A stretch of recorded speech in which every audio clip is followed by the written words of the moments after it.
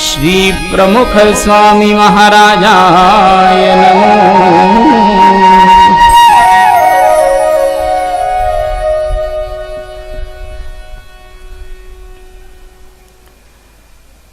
સર્વાવતારી ભગવાન સ્વામિનારાયણ જેઓની પરમ પાવન ઉપસ્થિતિમાં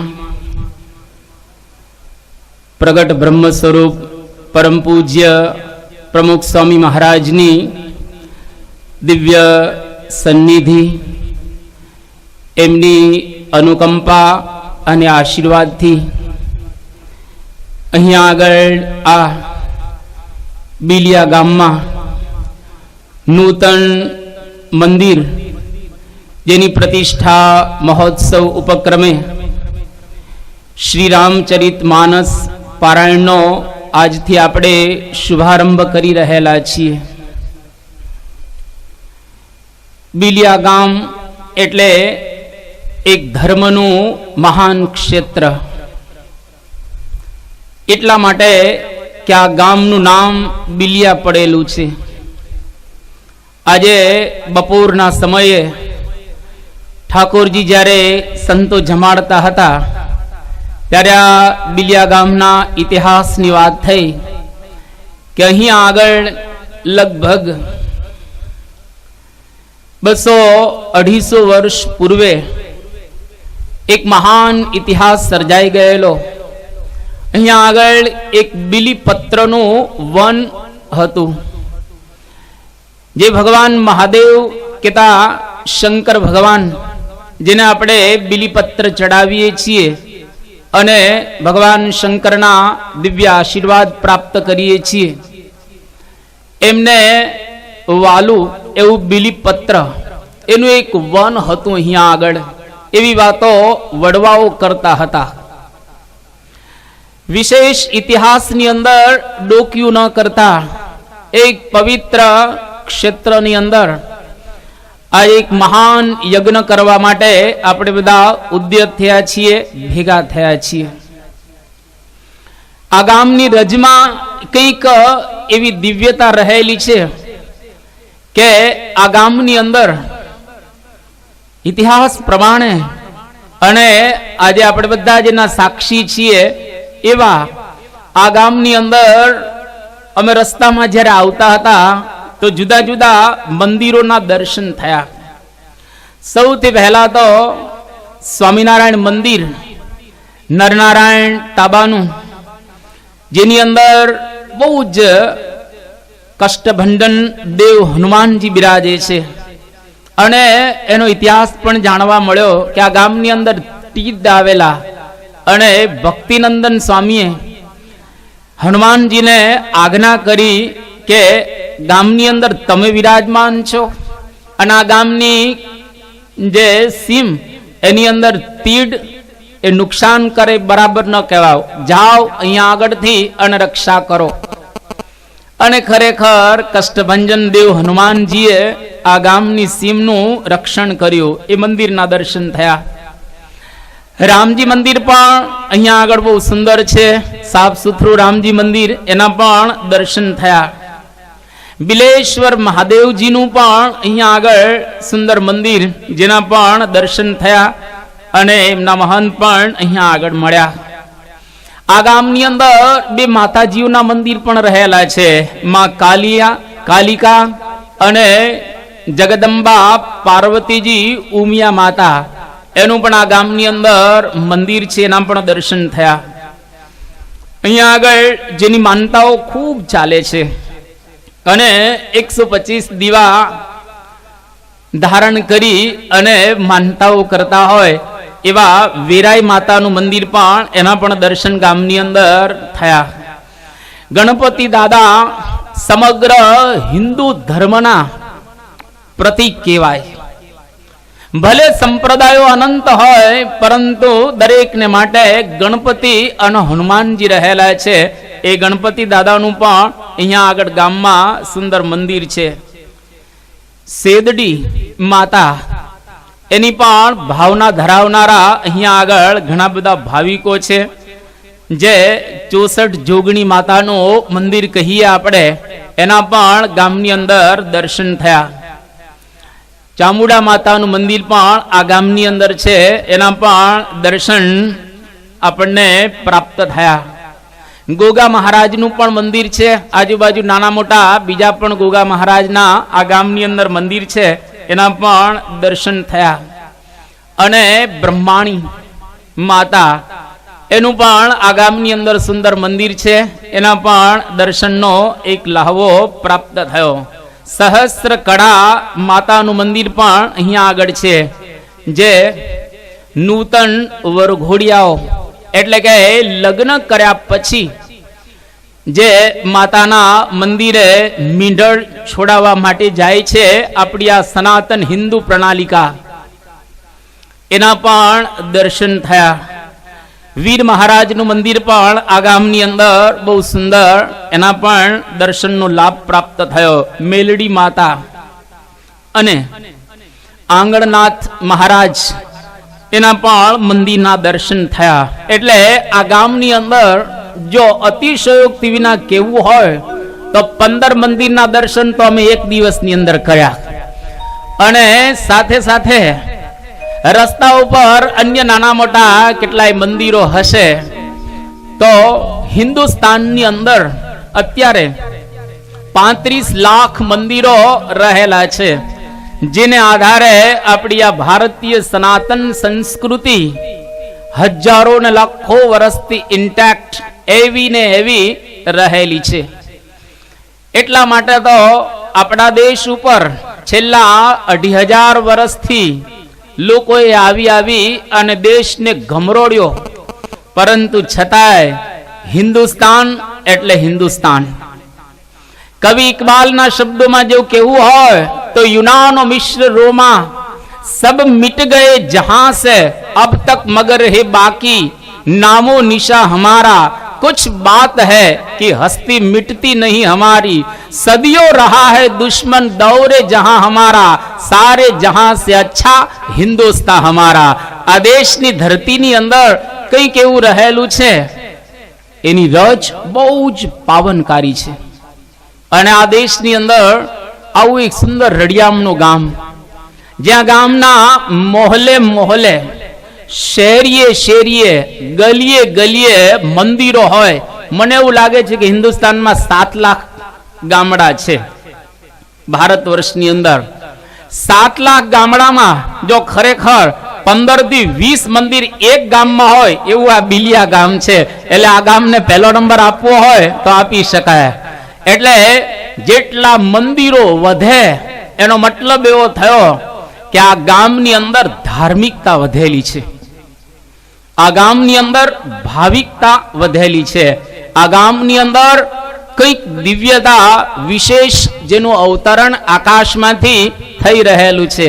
અને જેના માટે આજે આપણે બધા ઉપસ્થિત થયા છીએ એ BAPS સ્વામિનારાયણ મંદિર નિર્માણ પામી ચૂકેલું છે, જેની પ્રતિષ્ઠા 24 તારીખે થવાની છે. અને એના ઉપક્રમે આ રામચરિત માનસ જેની પારાયણનો આજથી આપણે શુભારંભ કરી રહેલા છીએ. આ એક બહુ જ પ્રસિદ્ધ ગ્રંથ છે. નાના બાળકથી માંડી અને વયોવૃદ્ધ સુધીના દરેક લોકોનો જાણીતો ગ્રંથ. અને છેલ્લા 21,000 વર્ષથી આપણે રામને યાદ કરતા આવ્યા છીએ. એનું કારણ કે ભારતના હૃદયની અંદર રામ વિરાજમાન છે. ભારતનો પ્રાણ રામ કહેવાય. અરે સંપ્રદાય ગમે તે હોય, ધર્મ પણ ગમે તે હોય, પણ દરેકના હૃદયમાં રામ બેઠેલો છે. તમે જુઓ સુરદાસ, જેનો સંપ્રદાય વૈષ્ણવ છે અને ઈષ્ટદેવ ભગવાન કૃષ્ણચંદ્ર છે, પણ છતાંય સુરદાસ બોલે છે કે સુનેરી મેને નિર્બલ કેબલ રામ, સુનેહી મેને નિર્બલ કેબલ રામ. સુરદાસ પણ રામની વાત કરે છે. મીરા એવું બોલતા હતા કે બોલમાં બોલમાં રે રાધા કૃષ્ણ વિના બીજું બોલમાં, પરંતુ છતાંય મીરાથી બોલાઈ ગયો કે પાયોજી मैंने राम रतन धन पायो, पायोजी मैंने राम रतन धन पायो. આ મીરાના શબ્દો. હવે આપણે ત્યાં ઘણા બધા ધર્મ રહેલા છે, એમાંનો એક ધર્મ એટલે શીખ ધર્મ. આમ તો સમગ્ર વિશ્વની અંદર અત્યારે 300 ધર્મ છે, એમાં 11 ધર્મ મુખ્ય ગણાવવામાં આવ્યા છે. એમાંનો એક ધર્મ એટલે આ શીખ ધર્મ. આખો ધર્મ જ જુદો છે. એના આદ્ય સંસ્થાપક એવા નાનકજી એ પણ રામની વાત કરે છે. કહે નાનક રામ ભજલે જાત અવસર બીત. તારો અવસર ચાલ્યો જશે, માટે તું રામની આરાધના કરી લે.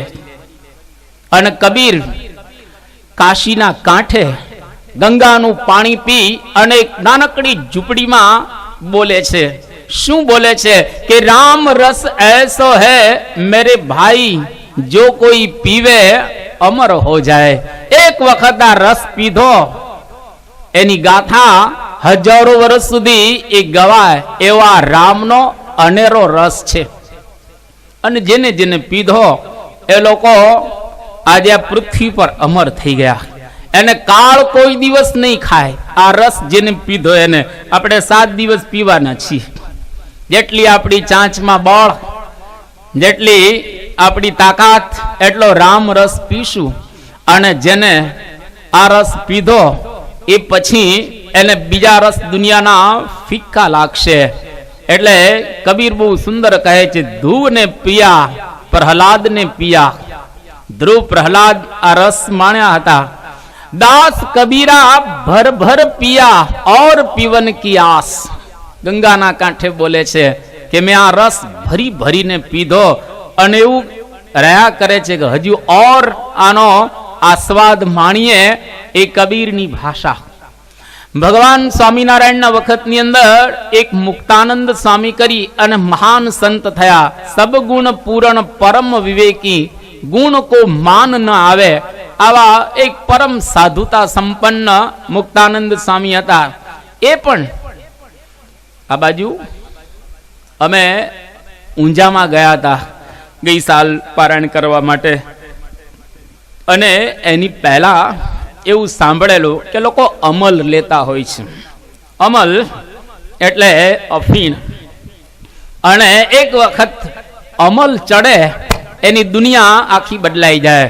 તો મુક્તાનંદ સ્વામી બહુ સુંદર વાત કરે છે કે રામ અમલ મત વાલે, સાધુ રામ રામ અમલ મત વાલે, अनंत कल्प बीते यही प्रीते, अजहू नाही अघाते, राम अमल रंग राते, साधु राम राम अमल रंग राते.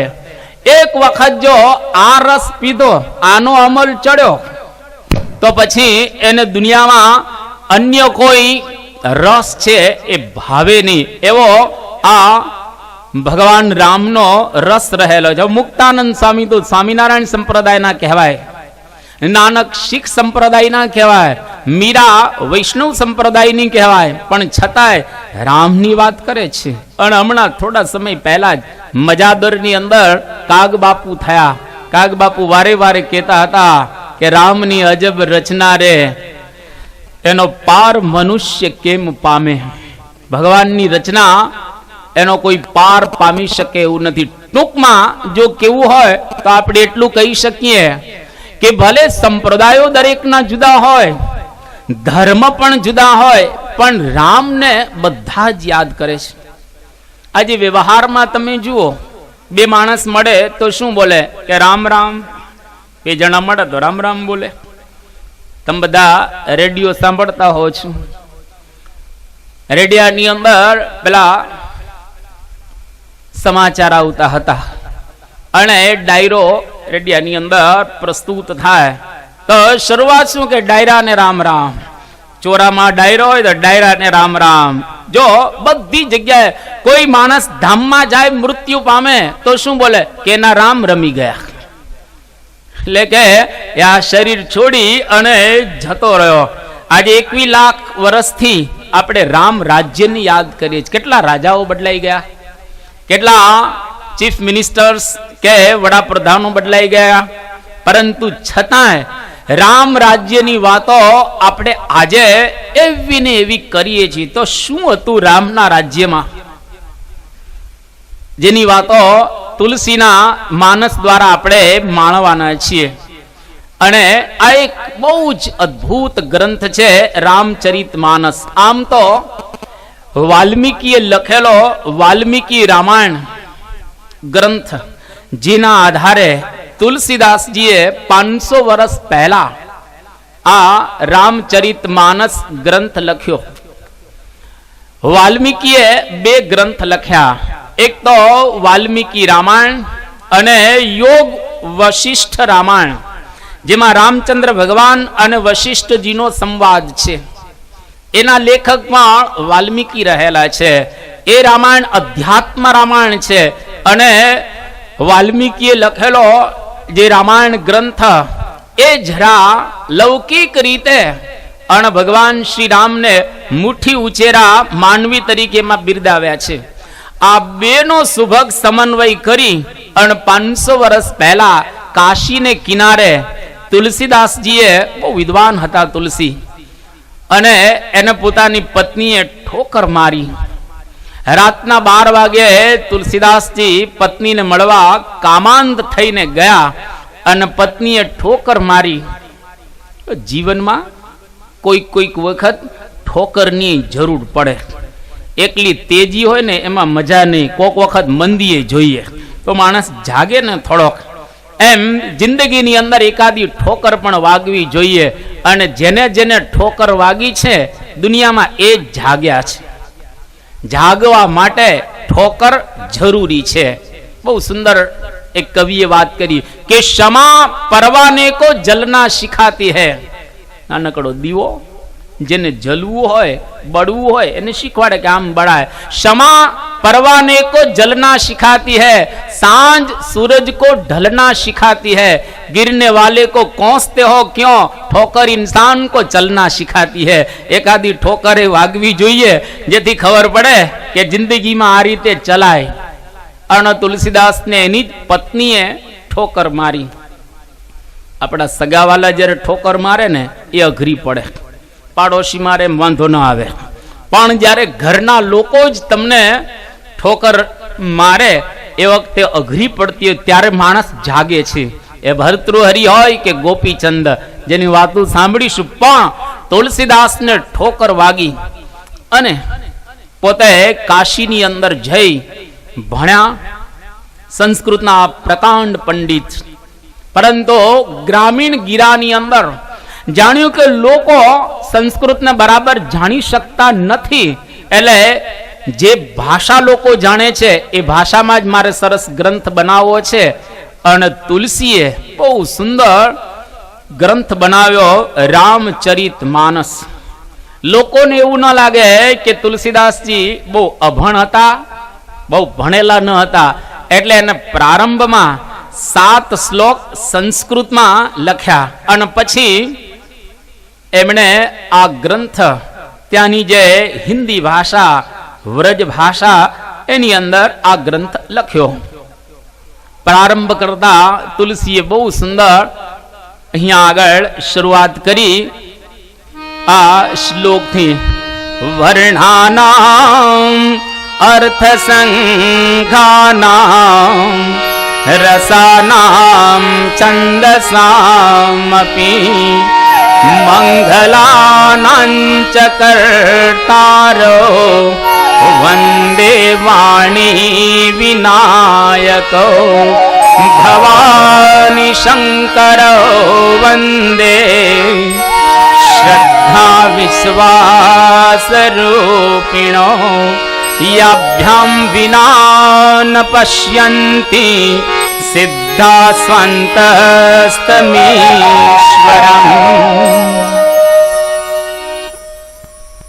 અહીંયા આગળથી આ ગ્રંથનો મંગલાચરણ કરે છે.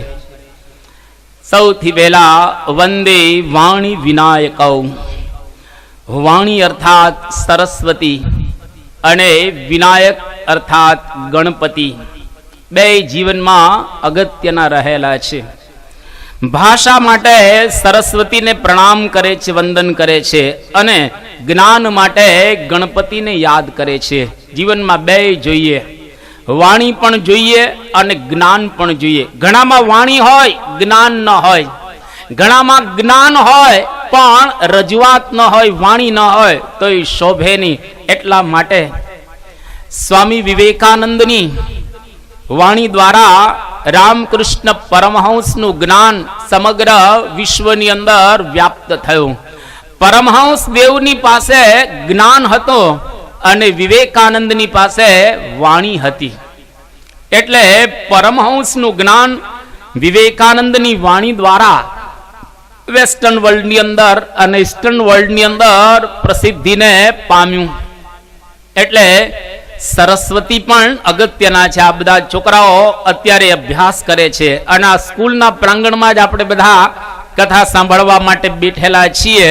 તો સરસ્વતી અને ગણપતિ બેયને યાદ કરે છે તુલસીદાસજી. અને પછી ભવાની શંકરો વંદે શ્રદ્ધા વિશ્વાસ રૂપિણો યાભ્યામ વિના ન પશ્યંતિ સિદ્ધા સ્વાંતસ્થમ ઈશ્વરમ. એટલે કે ભગવાન શંકર અને પાર્વતીજીને તુલસીદાસજી યાદ કરે છે. એટલા માટે કે ભવાની એટલે પાર્વતી એ શ્રદ્ધાનું સ્વરૂપ છે અને ભગવાન શંકર એ વિશ્વાસનું સ્વરૂપ રહેલા છે. જીવનમાં બે જોઈએ. ખાલી શ્રદ્ધા હોય તોય કામ ન ચાલે, એકલો વિશ્વાસ હોય તોય કામ ન ચાલે. એટલે શ્રદ્ધા પરિપક્વ જોઈએ અને વિશ્વાસ આરૂઢ જોઈએ. જો બે હોય તો કામ થાય. ઘણી વખત શ્રદ્ધા માણસની હલી જતી હોય છે અને વિશ્વાસ ડગી જતો હોય છે. હલેલી શ્રદ્ધા અને ડગેલો વિશ્વાસ અધ્યાત્મ માર્ગમાં ક્યારેય તમે આગળ ન વધી શકો. એટલે શ્રદ્ધા અને વિશ્વાસના બે સ્વરૂપ એવા ભવાની શંકર, એને પણ તુલસીદાસજી વંદન કર્યા. અને ત્યાર પછી કવીશ્વર કપીશ્વરો એટલે કે વાલ્મીકીજીને યાદ કરે છે. અને કપીશ્વર એટલે કે હનુમાનજી, આ બંનેને પણ તુલસીદાસજીએ પ્રણામ કર્યા. ત્યાર પછી કહે છે કે આ ગ્રંથ હું જે લખવા બેઠેલો છું આની અંદર મેં શું શું સમાડેલું છે. તો તુલસીના શબ્દો નાના પુરાણ નિગમાગમ સંમતમ ય રામાયણે નિગદિતમ ક્વચિદન્યતોપી સ્વંતસ્થ સુખાય તુલસી રઘુનાથ ગાથા ભાષા નિબંધમતિ મંજુલમાતનોતી.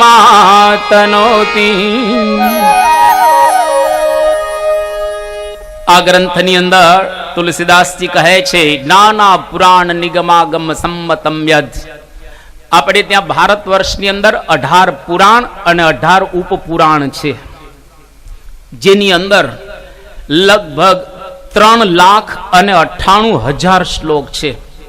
18 પુરાણમાં 3,98,000 શ્લોક, એનો સાર તુલસીદાસજીએ રામાયણમાં મૂક્યો છે.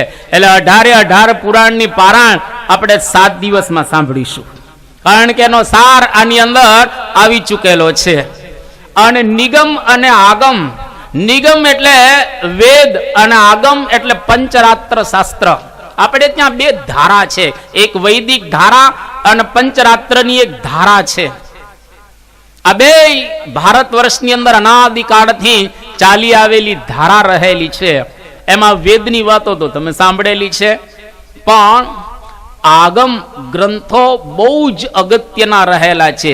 આ પ્રતિષ્ઠાઓ કરવી, મંદિરો, યજ્ઞ, મહાપૂજા અને વિધિ વિધાનો બધા, જેની વાતો પંચરાત્ર આગમની અંદર વિશેષ કરી અને બતાવવામાં આવી છે.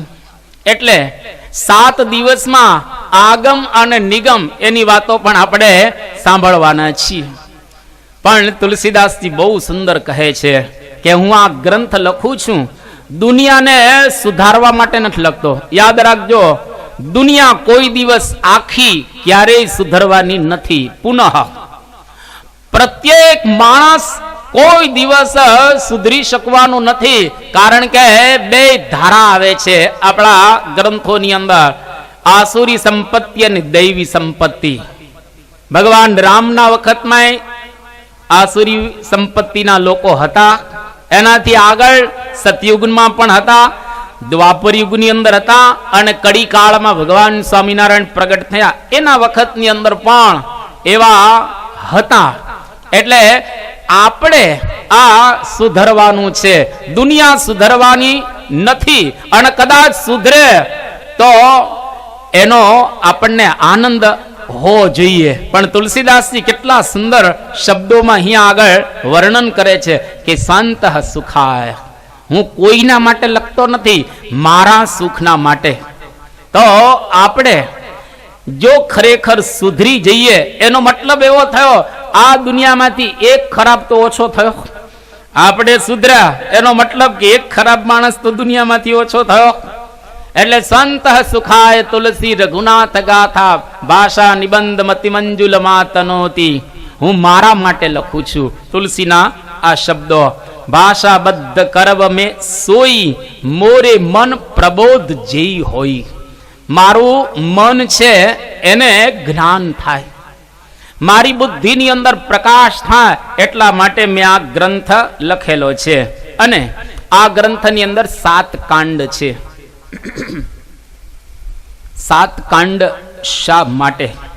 બાલકાંડ, અયોધ્યાકાંડ, અરણ્યકાંડ, કિષ્કિંધાકાંડ, સુંદરકાંડ, લંકાકાંડ અને ઉત્તરકાંડ. આવા 7 કાંડ રહેલા છે. એ 7 કાંડ તુલસી કહે છે કે 7 વારના પ્રતીક છે. કોઈ પણ વારે આ કથાનો પ્રારંભ કરી શકાય. સોમવારે કરવું એવું જ નહીં, મંગળવારે કરાય, બુધવારે કરાય, કોઈ પણ વારે આ કથાનો તમે પ્રારંભ કરી શકો. એક અર્થ. બીજો અર્થ, ભગવાન શ્રી રામ એ ભારત વર્ષની અંદર 7મા અવતાર હતા, અવતારની ગણના પ્રમાણે.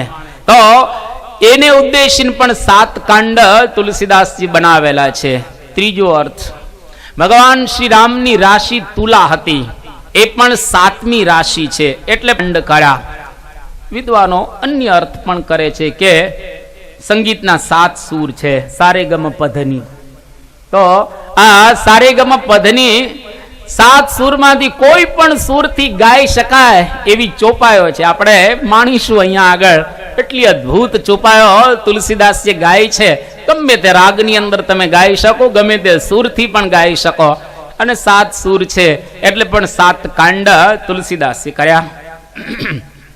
એક ગર્ભિત અર્થ વિદ્વાનો એવો કહે છે કે ભવિષ્યમાં આ ગ્રંથ 7 સમંદર પાર જશે.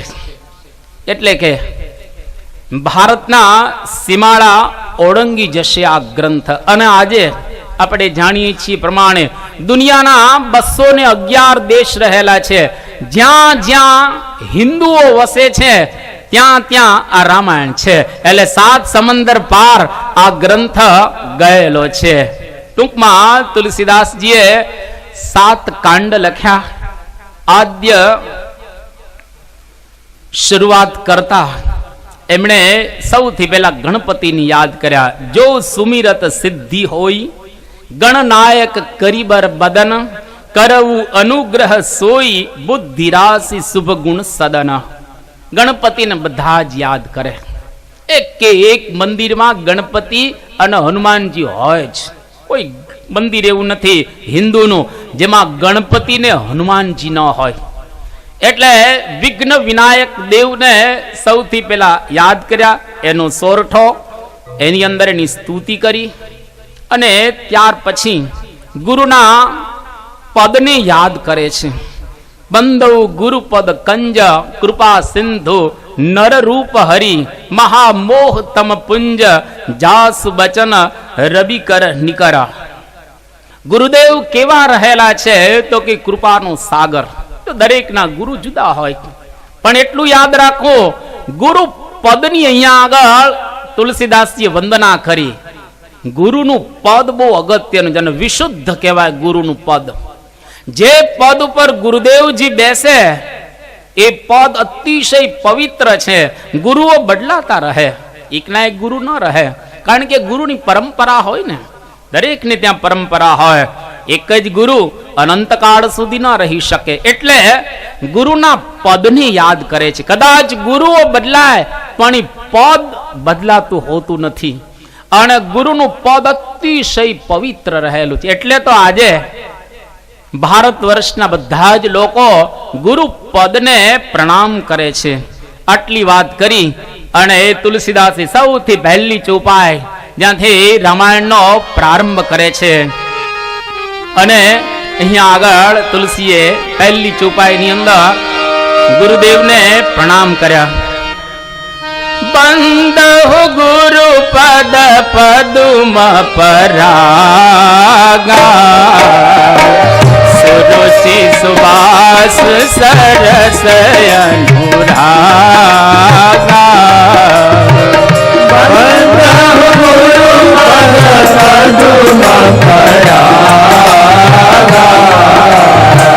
સુરુચિ સુવાસ સરસ અનુરાગા. બંદહુ ગુરુ પદ પદુમ પરાગા, સુરુચિ સુભાષ સરસ અનુરાગા. બંદહુ ગુરુ પદ પદુમ પરાગા, સુરુચિ સુભાષ સરસ અનુરાગા. અમિય મુરી માય ચૂરણ ચારું, સમન સકલ ભવ રૂજ પરિવારું. અમિય મુરી માય ચૂરણ ચારું, સમન સકલ ભવ રૂજ અમિય મુરી માય ચૂરણ ચારું, સમન સકલ ભવ રૂજ પરિવારું. અમિય મુરી માય ચૂરણ ચારું, સમન સકલ ભવ રૂજ પરિવારું. સમન સકલ ભવ રૂજ પરિવારું. સમન સકલ ભવ રૂજ પરિવારું.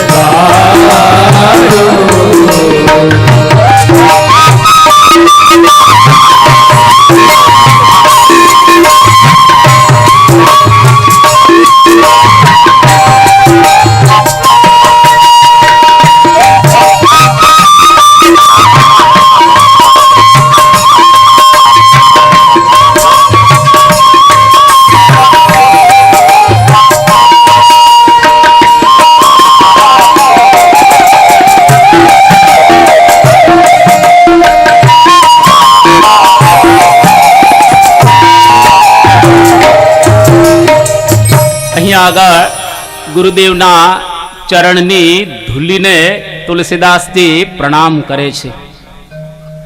સૌથી પહેલા ગુરુદેવના પદને એમણે પ્રણામ કર્યા, અને હવે ગુરુદેવના ચરણની ધૂલી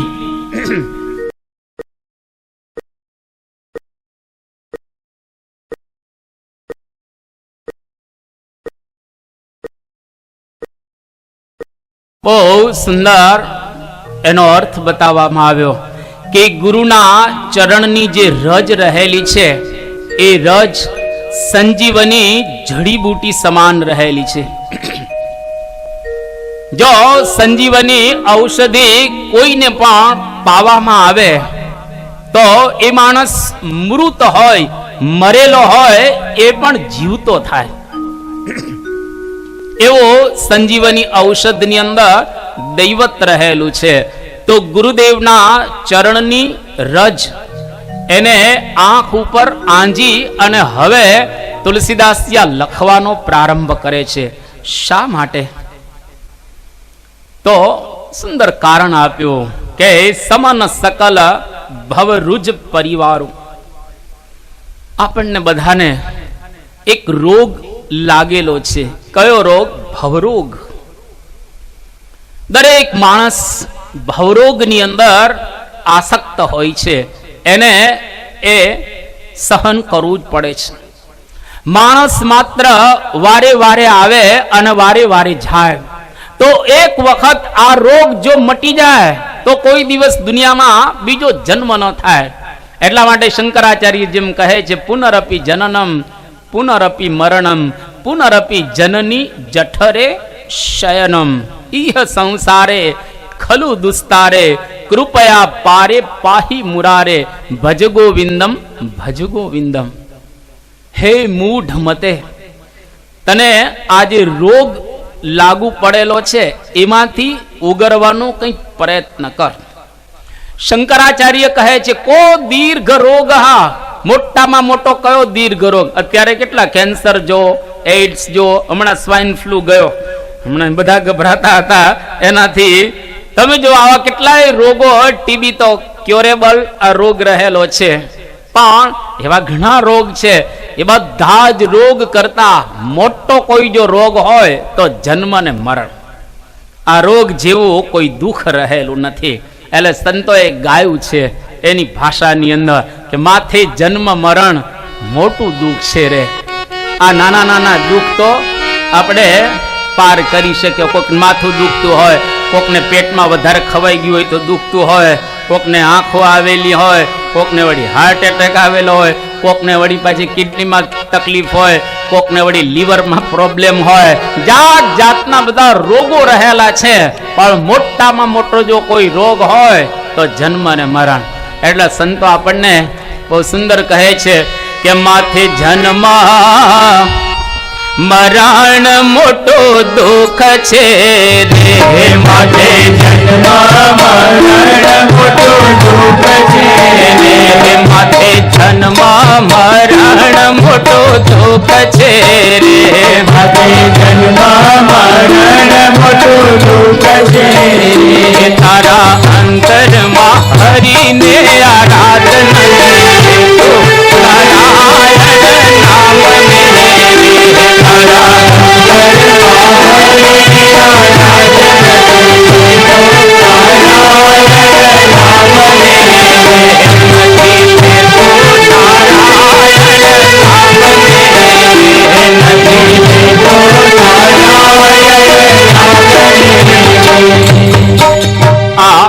મોટામાં મોટો દુઃખ કહેવાય, મોટામાં મોટો રોગ કહેવાય જન્મ ને મરણનો.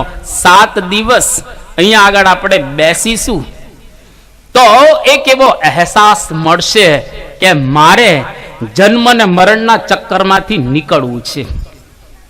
પછી પ્રયત્ન ચોક્કસ કરવો પડશે અને એના માટે થોડોક પુરુષાર્થ પણ કરવો. પણ 7 દિવસ મેદાનમાં બેસીશું તો, અગાસીમાં નહીં. આજુબાજુ અગાસીઓ કેટલી હશે. આ મેદાનની અંદર જો 7 દિવસ બેઠા તો એક અહેસાસ તો મળશે કે આ રોગમાંથી બહાર નીકળવું છે અને કંઈક એવો પ્રયત્ન કરવો છે.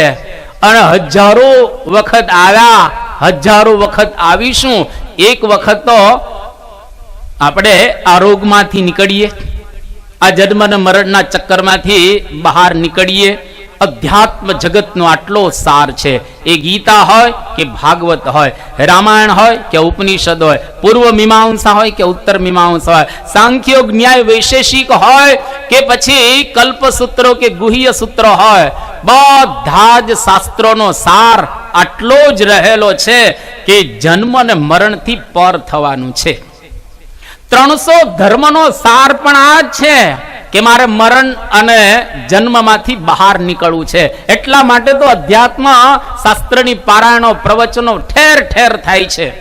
બધી જગ્યાએ વાત તો આ જ રહેલી છે કે મારે આમાંથી બહાર નીકળવું છે.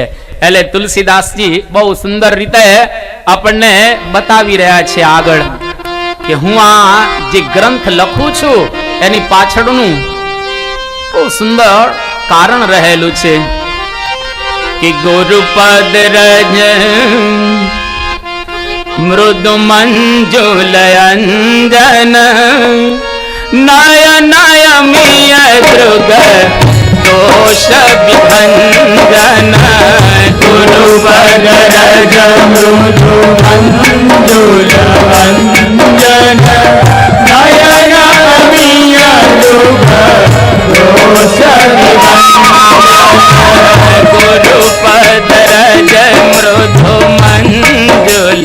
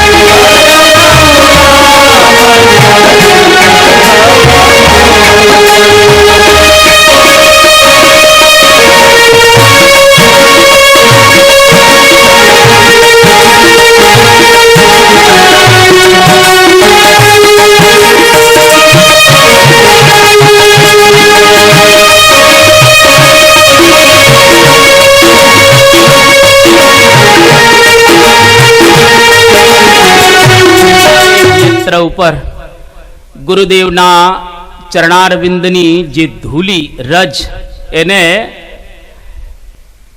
અડાડી એને આંજી અને હવે આ ગ્રંથનો પ્રારંભ કરે છે. સૌથી પહેલા દ્રષ્ટિ ઉપર તુલસીદાસજી ભાર દે છે અને ગુરુદેવના ચરણારવિંદની ધૂલી દ્વારા એની દ્રષ્ટિની વિશુદ્ધિ થઈ અને જે માણસની દ્રષ્ટિ શુદ્ધ થાય એને દુનિયા સારી લાગે. પેલા દ્રષ્ટિ તો શુદ્ધ થવી જોઈએ. જો આપણી દ્રષ્ટિ જ બગડેલી હોય તો દુનિયા બગડેલી લાગશે. આપણે નથી ઘણા વખત કહેતા હતા કે જેવી દૃષ્ટિ એવી સૃષ્ટિ. તારી આંખ બગડી છે એટલે તને એવું જ દેખાય. તો તુલસીદાસજી આંખની વિશુદ્ધિ કરી અને તેહી કરી બિમલ બિલોક વિવેચન બરનહુ રામ ચરિત ભવ મોચન. આ સંસારનું નાશ કરવા માટે, સંસારથી તરવા માટે આ ગ્રંથ લખે છે. બાલકાંડમાં આંખની શુદ્ધિ ઉપર તુલસીદાસજીએ ભાર મૂક્યો છે અને અયોધ્યા કાંડની અંદર મનની વિશુદ્ધિ માટે ભાર મૂકેલો છે. બેયની શુદ્ધિ અગત્યની છે.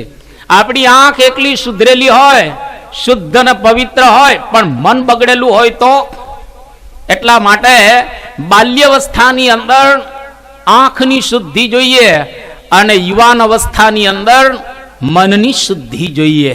બે અગત્યનું રહેલું છે. બે કાંડમાં બે વસ્તુ બતાવવામાં આવી. શ્રી ગુરુ ચરણ સરોજ રજ નિજ મન મુકુર સુધારી. અયોધ્યા કાંડ. મારા મનને હું વિશુદ્ધ કરી અને રામના ગુણગાન ગાઉં છું. અયોધ્યા કાંડમાં એવું કહે છે. સૌથી પહેલા જ્યારે આંખ શુદ્ધ થાય પછી શું થાય તો તુલસીદાસજી કહે છે બધાને પ્રણામ કરવાનું મન થાય.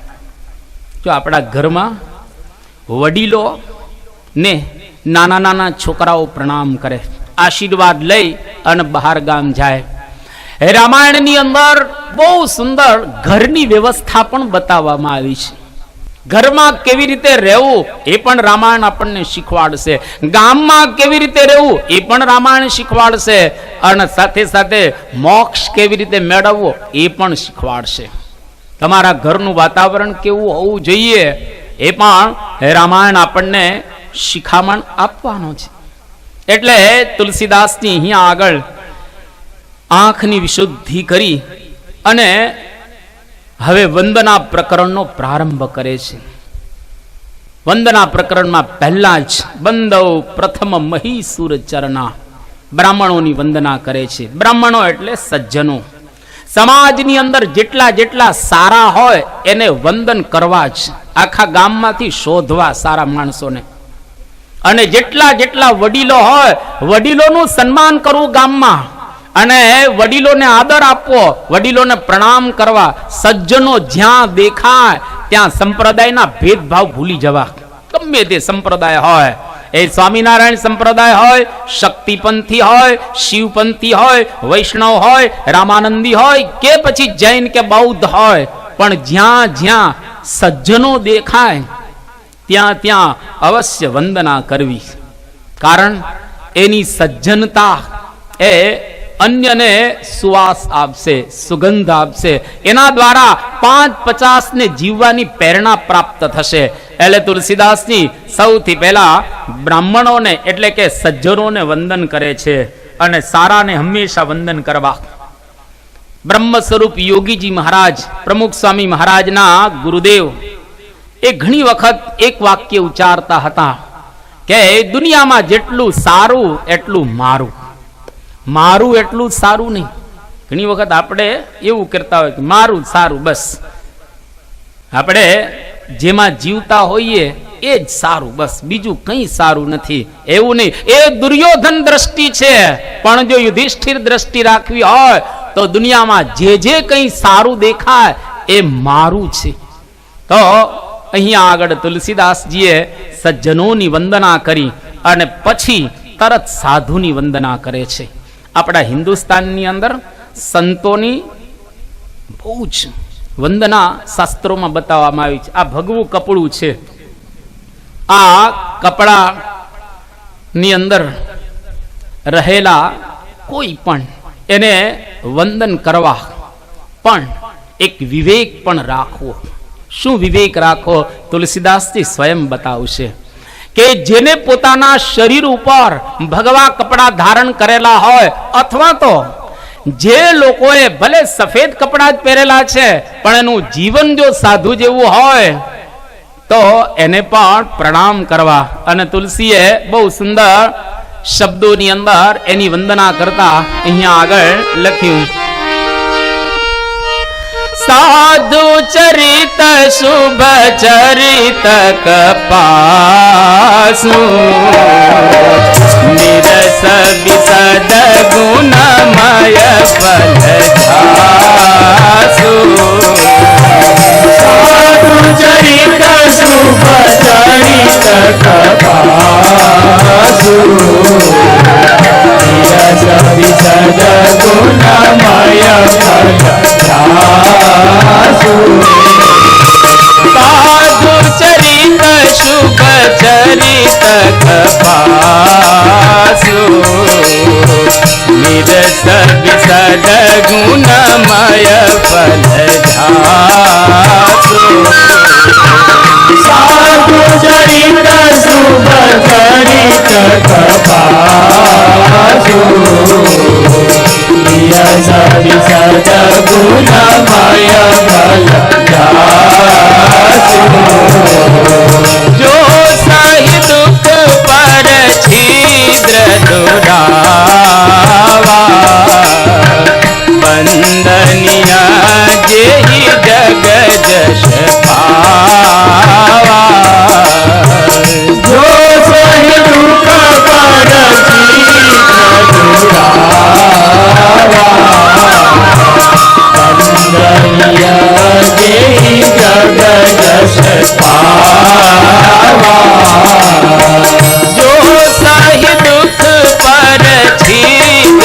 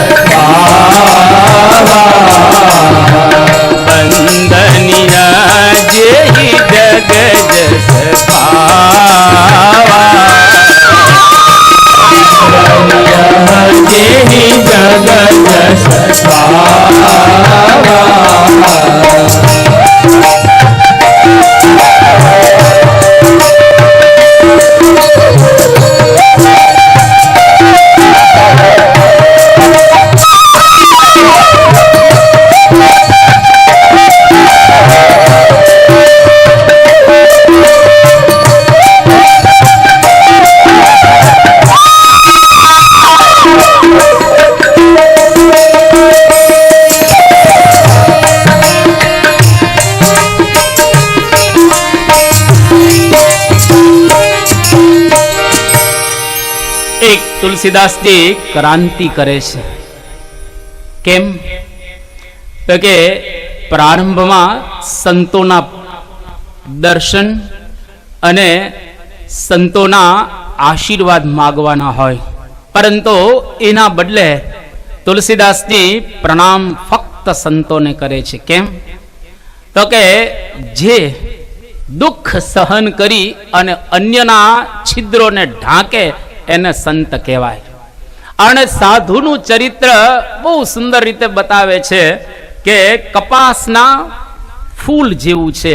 અને કપાસનું ફૂલ તમે જોયું હશે, જે નીરસ, કોઈ પ્રકારનો એમાં રસ ન હોય. અને સાધુના જીવનમાં તમને રસ નહીં જોવા મળે. જો બેઠા જ બાજુમાં સાધુ, અહીં બાજુમાં જ બેઠા છે, ઉપર એક બેઠા છે, અહીંયા આગળ ઉપરથી ટોપ ટુ ટોપ એકદમ નીરસ.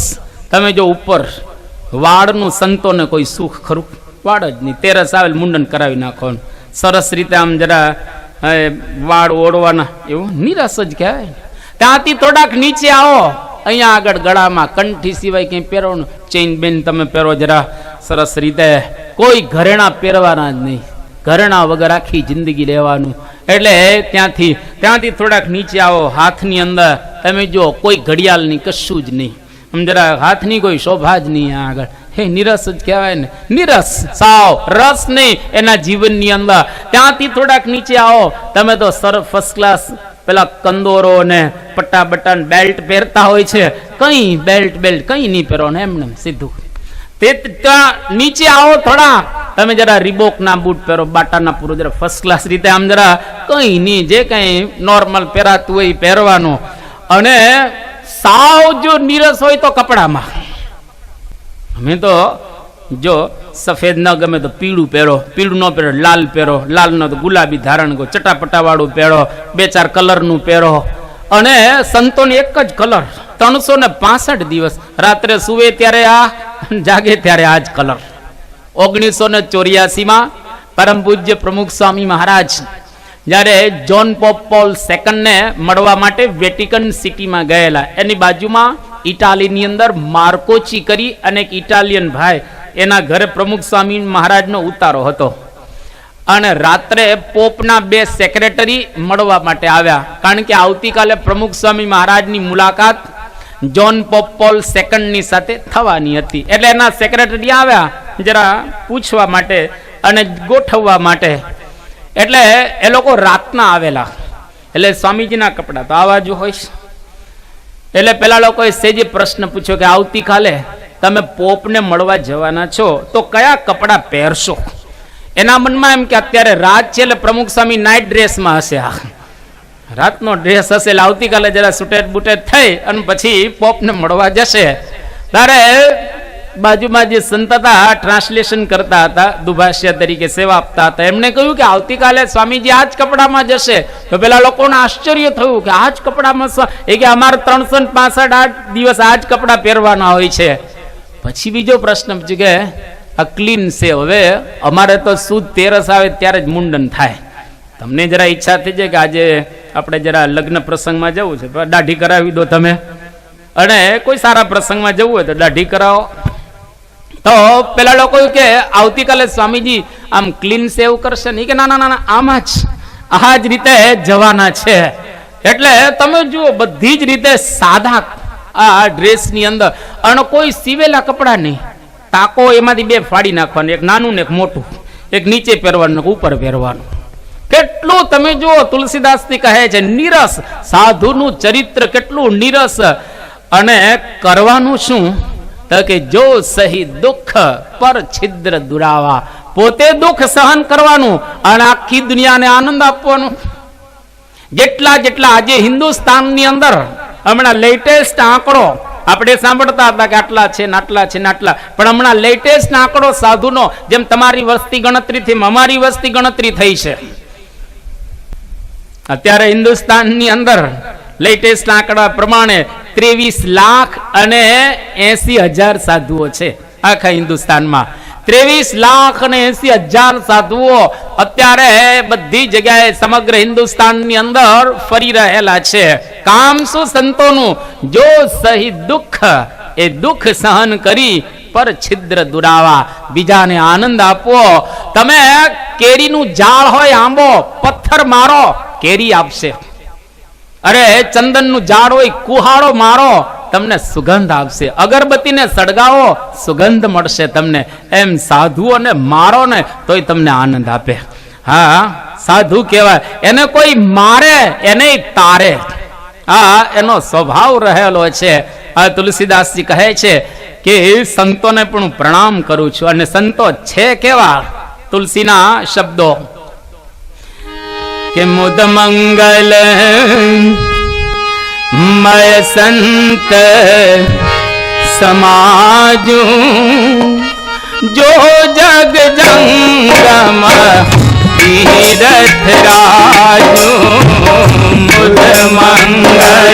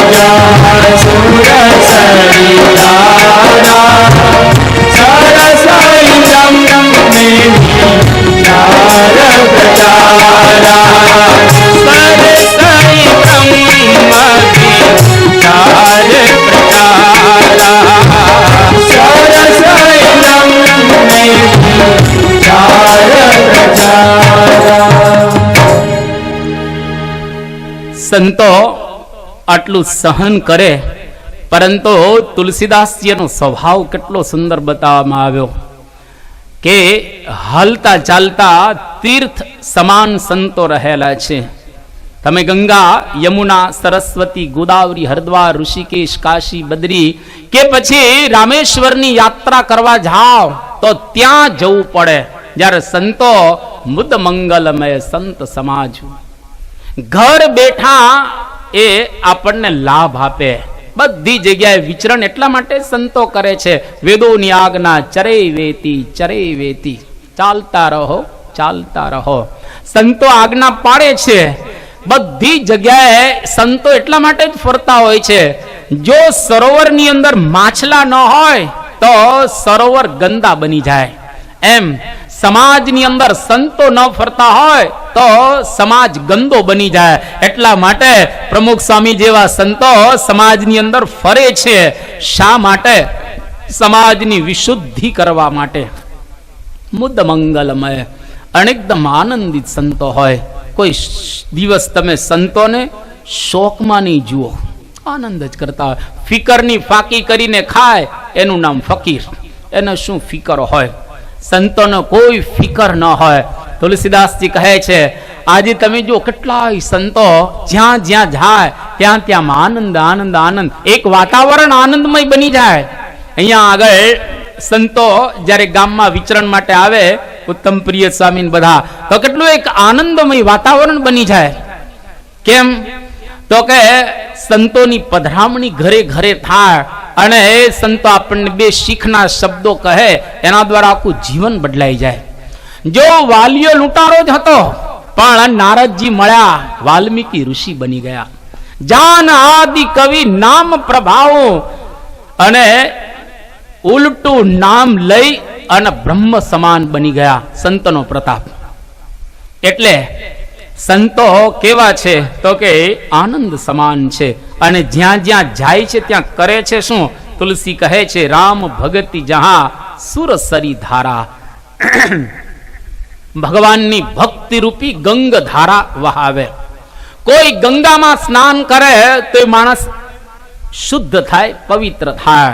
પણ સંત રૂપી ગંગાની અંદર કોઈ જો એક વખત સ્નાન કરે સાચા ભાવથી, એટલે જન્મ ને મરણ બે ટળી જાય. રામકૃષ્ણ પરમહંસ એવું કહેતા હતા કે ગંગામાં કોઈ સ્નાન કરવા જાય, પાપ બધા ગંગાના કિનારા ઉપર ઝાડ હોય એમાં વળગે.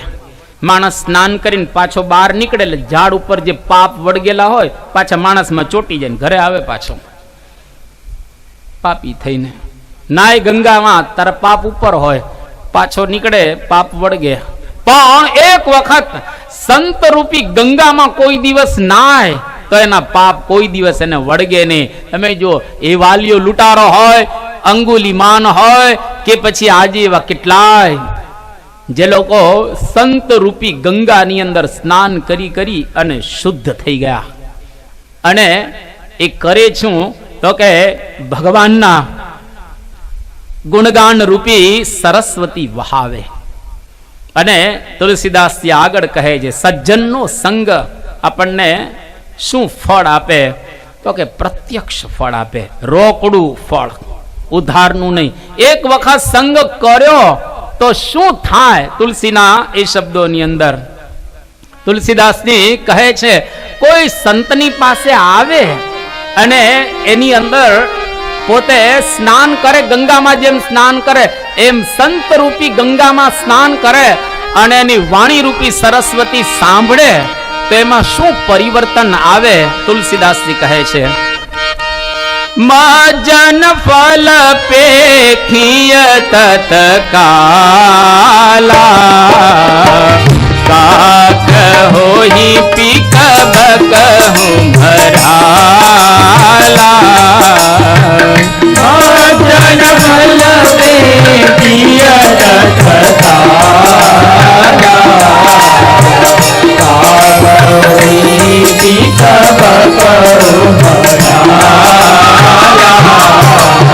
મજન ફલ પેખિય તત્કાલા કાક હોઈ પીક બકહું ભરાલા. મજન ફલ પેખિય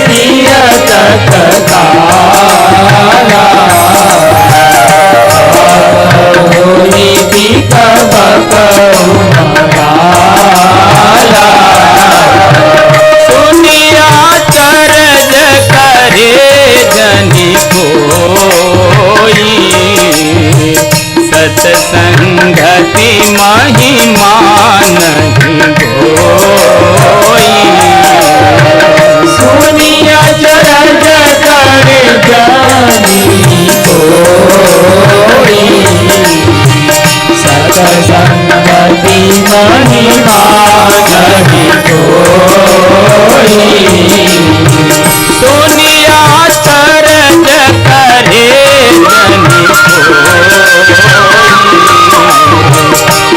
સત્સંગતિ મહિમા નહીં કોઈ. સુનિયા ચરજ કરે જન સત્સંગતિ મહિમા નહીં કોઈ. સત્સંગતિ મહિમા નહીં કોઈ. સત્સંગતિ મહિમા નહીં કોઈ.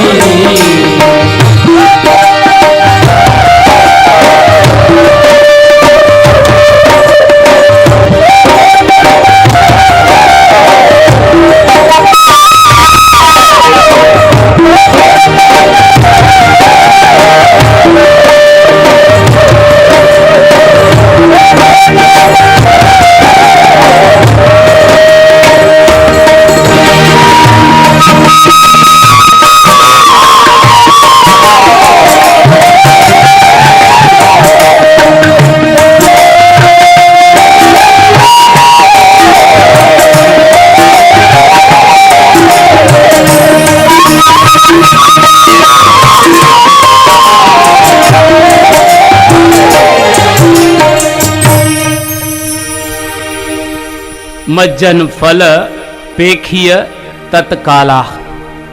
જેમ કોઈ ગંગામાં સ્નાન કરે અને જેવો ગંગામાં પડે એટલે તરત એને આનંદનો અનુભવ થાય, શુદ્ધ બની જાય એટલા માટે. અને એમાં પણ તડકાનો તપી ગયો હોય અને પછી ગંગામાં પડે એકદમ ઠંડક એના શરીર ઉપર વ્યાપ્ત થઈ જાય. એવી જ રીતે સત્સંગત મહિમા નહીં ગોઈ. આ મહિમાને કોઈ કહી શકતા નથી.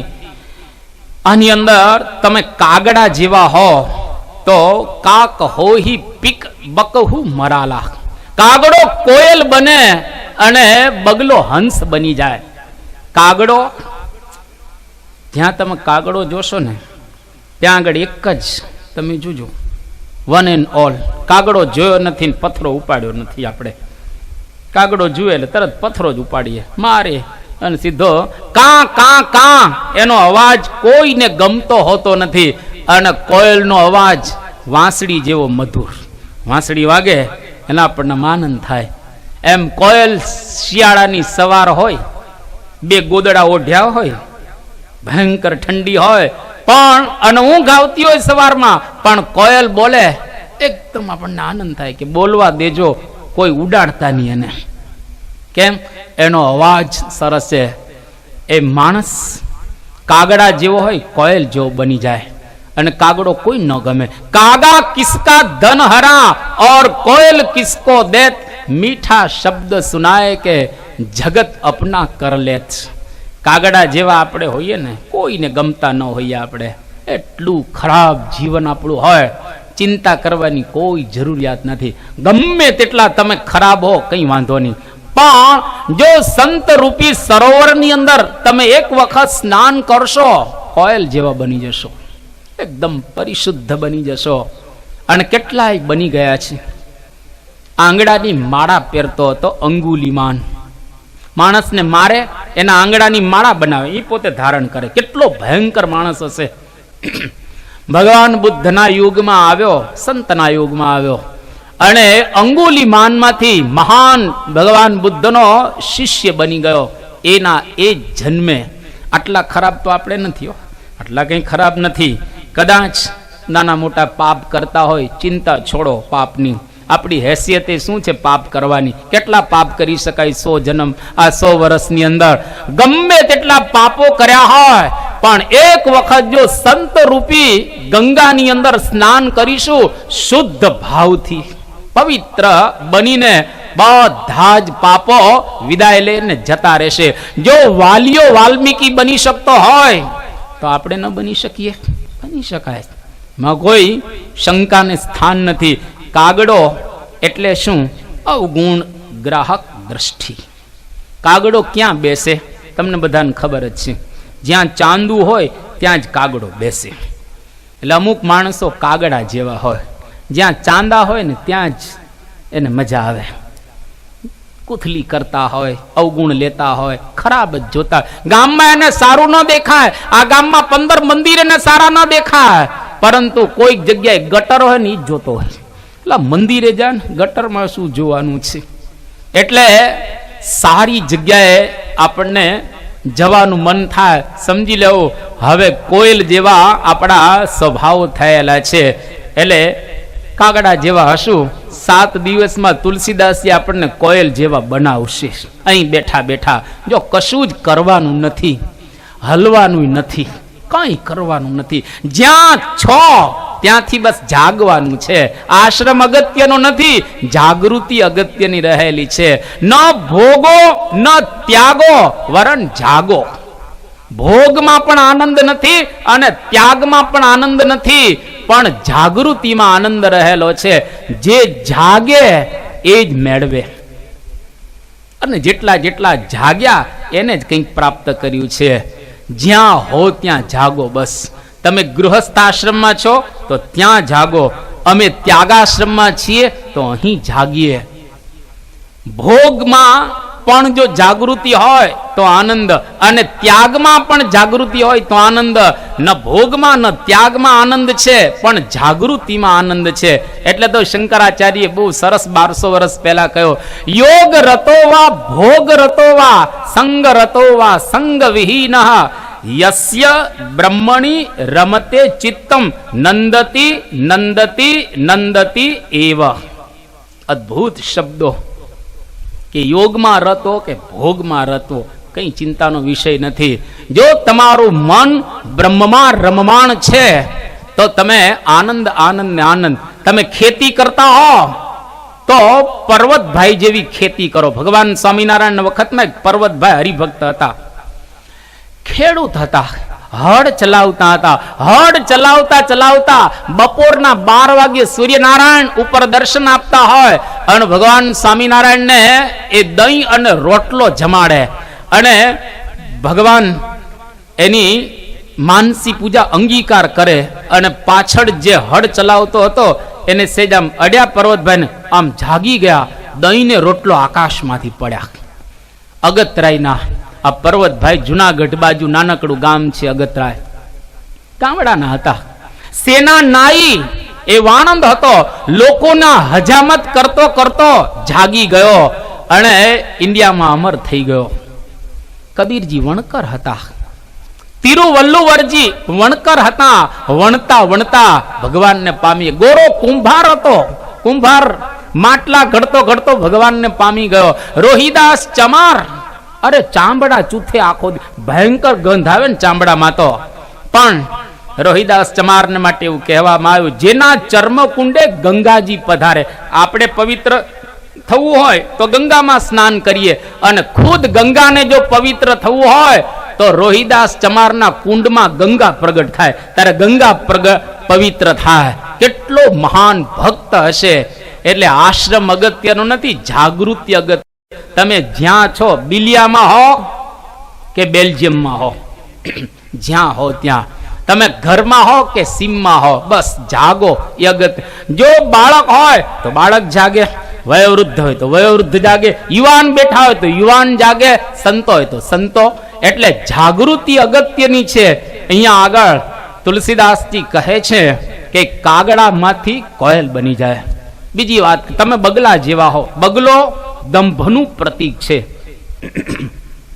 કોક વખત સરોવરને કિનારે જજો તમે, બગલો ધીરે ધીરે ચાલે. એક વખત ભગવાન શ્રી રામ પંપા સરોવરને કિનારે લક્ષ્મણજીને કહે છે કે પશ્ય લક્ષ્મણ પંપાયામ બકઃ પરમ ધાર્મિક શનેહી પાદૌ મુંચતે દ્વૌ જનાનામ અનુકંપયા. આ કેટલો બગલો અનુકંપા વાળો છે, દયાળુ. તો જુઓ બગલો કેટલો સરસ છે, ધીરે ધીરે પગ મૂકે છે જેથી કરીને કોઈ જીવની હિંસા ન થઈ જાય. અંદરથી એક માછલી બોલી સરોવરમાંથી કે કિમ ન પશ્યસી હે રામ, તમે તો ભગવાન છો, તમે કેમ નથી જોતા? કિમ ન પશ્યસી હે રામ, તમે કેમ નથી જોતા? એના હમ નાકુલી કૃતઃ સહવાસી વિજાનિયાત સહવાસી વિચેષ્ટિતમ. જે નજીક રહેતા હોય ને એને જ ખબર પડે. મહાદેવના ગુણ કોણ જાણે? પોઠિયો. મહાદેવના ગુણ તો એ જ જાણે. તમે નજીક રહો તો ખબર પડે કે આ બગલો કેવો છે. અમારા આખા કુળને ખાઈ ગયો છે ને હું એકલી જ બાકી છું. હવે મને ધીરે ધીરે ખાવા આવે છે. આ બગલો દંભનું પ્રતીક, ધીરે ધીરે ચાલે. એટલે દંભ જ્યાં સુધી આપણામાં હોય ત્યાં સુધી ભગવાન કોઈ દિવસ રાજી થાય ને. એટલે તો સંતો બહુ સરસ ગાય છે એના આ કાવ્યને કે સખી ઉપર ને રંગે રાચે નહીં. ભગવાન છે ને કોઈ દિવસ દંભથી રાજી થતા હોતા નથી. દંભ જો મૂકી દઈએ ભગવાનને મેળવાય ન પડે. આપણી ઘરે આવે, દરવાજો આપણો ખખડાવે ભગવાન, એને બોલાવવા જ ન પડે. જો શુદ્ધ અને દંભ રહી જીવન જીવીએ તો. સંતોના શબ્દો કે સખી ઉપર ને રંગે રાચે નહીં, સખી ઉપર ને રંગે રાચે નહીં, સખી ઉપર ને રંગે રાચે નહીં, સખી ઉપર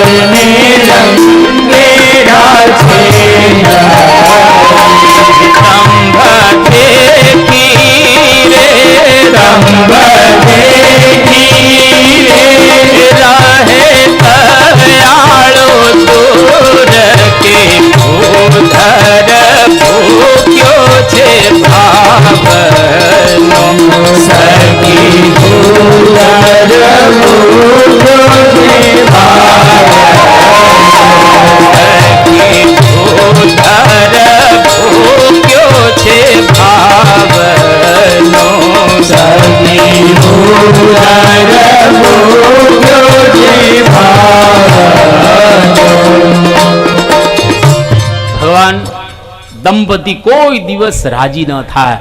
એટલે તુલસીદાસજી કહે છે ગમે તેવા તમે દંભી હશો ને, પણ જો સંતની પાસે આવશો તો તમારો દંભ જતો રહેશે. અને દંભી તમે જુઓ ક્યારેય સમાજની અંદર સારું કામ ન કરી શકે અને એના દ્વારા અન્યને પ્રેરણા ન મળે. દંભ છોડી દઈએ તો જ ખરેખર અંદરનો આનંદ આવે અને સમાજની અંદર કંઈક કામ થઈ શકે. જેટલા વિશુદ્ધ સંતો જોશો એના જીવનમાં બિલકુલ તમને દંભ નહીં દેખાય. બનાવટને નકલ દુનિયામાં પાંગરતી હોતી નથી. બનાવટને નકલ દુનિયામાં પાંગરતી હોતી નથી. કે નકશાના સમંદરમાં કદી ભરતી હોતી નથી. નકશાનું સમુદ્ર હોય જેમાં પાણી દેખાય પણ એ સાચું પાણી રહેલું નથી. ભરતી દેખાય પણ ભરતી નથી. ઉપરથી કદાચ કોઈક દંભ રાખે તો એના દ્વારા કોઈ દિવસ સારું કામ ન થાય. એટલે તુલસીદાસજી કહે છે તમે ભલે ને ગમે તેવા દંભી હો, કઈ વાંધો નહીં, આવો આ સંતરૂપી સરોવરની અંદર, સંતરૂપી ગંગાની અંદર સ્નાન કરશો તો તમારો દંભ જતો રહેશે. કોનો કોનો ગયો? તુલસીદાસજીએ નામ આપે, આખું લિસ્ટ આપે છે. વાલ્મીકી, નારદ, ઘટજોની આ બધાએ પોતપોતાની વાતો કરી છે કે વાલ્મીકી ના હૃદ ઘટ જોની નિજ નિજ મુખ નિકહી નિજ હોની. વાલ્મીકી નારદ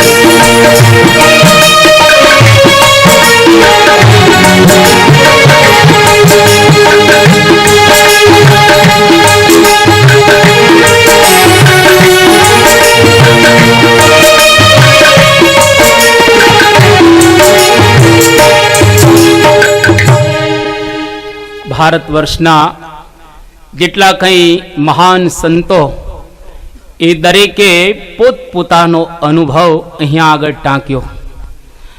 વાલ્મીકીજી પણ એવું બોલ્યા, નારદ પણ એવું બોલ્યા, અગસ્ત્ય ઋષિ પણ એવું બોલ્યા કે અમે લોકોએ જે કંઈ બુદ્ધિ, કીર્તિ, સદગતિ, ઐશ્વર્ય, ભલાઈ કંઈ પણ પ્રાપ્ત કરેલું છે, આ બધાનો પ્રતાપ સંત સમાગમ, સંતોનો યોગ મળ્યો, એવા સાચા સંત, એનો યોગ પ્રાપ્ત થયો, એના દ્વારા જ અમે આ માર્ગની અંદર આગળ વધી શક્યા.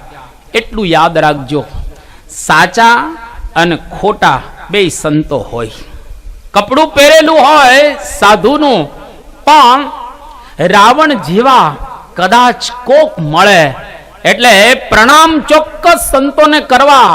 એમાં ભારત વર્ષના બધા જ મહાપુરુષો વાત કરે છે, પણ જ્યારે સમાગમ કરવાની વાત આવે, જ્યારે મસ્તક નમાવાની વાત આવે, જ્યારે એને ગુરુ કરવાની વાત આવે, અને જ્યારે એનું માર્ગદર્શન મેળવવાની વાત આવે, ત્યારે શાસ્ત્રના લખેલા લક્ષણો પ્રમાણે એની અંદર લક્ષણો છે કે નહીં તપાસવાના. અને જો તપાસી અને પછી એની અંદર જોડાઈએ તો ભલે ને આપણે કાગડા જેવા હોઈએ, કોયલ બની જઈએ, બગલા જેવા હોઈએ તો પણ હંસ જેવા આપણે બની જઈએ. એવો અહીંયા આગળ પ્રતાપ બતાવવામાં આવ્યો. અને તુલસી કહે છે, બિનુ સત્સંગ વિવેક ન હોય.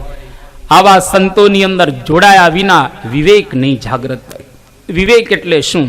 બે પ્રકારનો વિવેક બતાવે. એક લૌકિક વિવેક, જો આપ બધા અત્યારે સરસ રીતે બેઠા છો અહીંયા આગળ, કોઈ સોફામાં બેઠા છે, કોઈ ખુરશી પર બેઠા છે, અહીંયા આગળ તમે બેઠા છો, વિવેકથી બેઠા છો.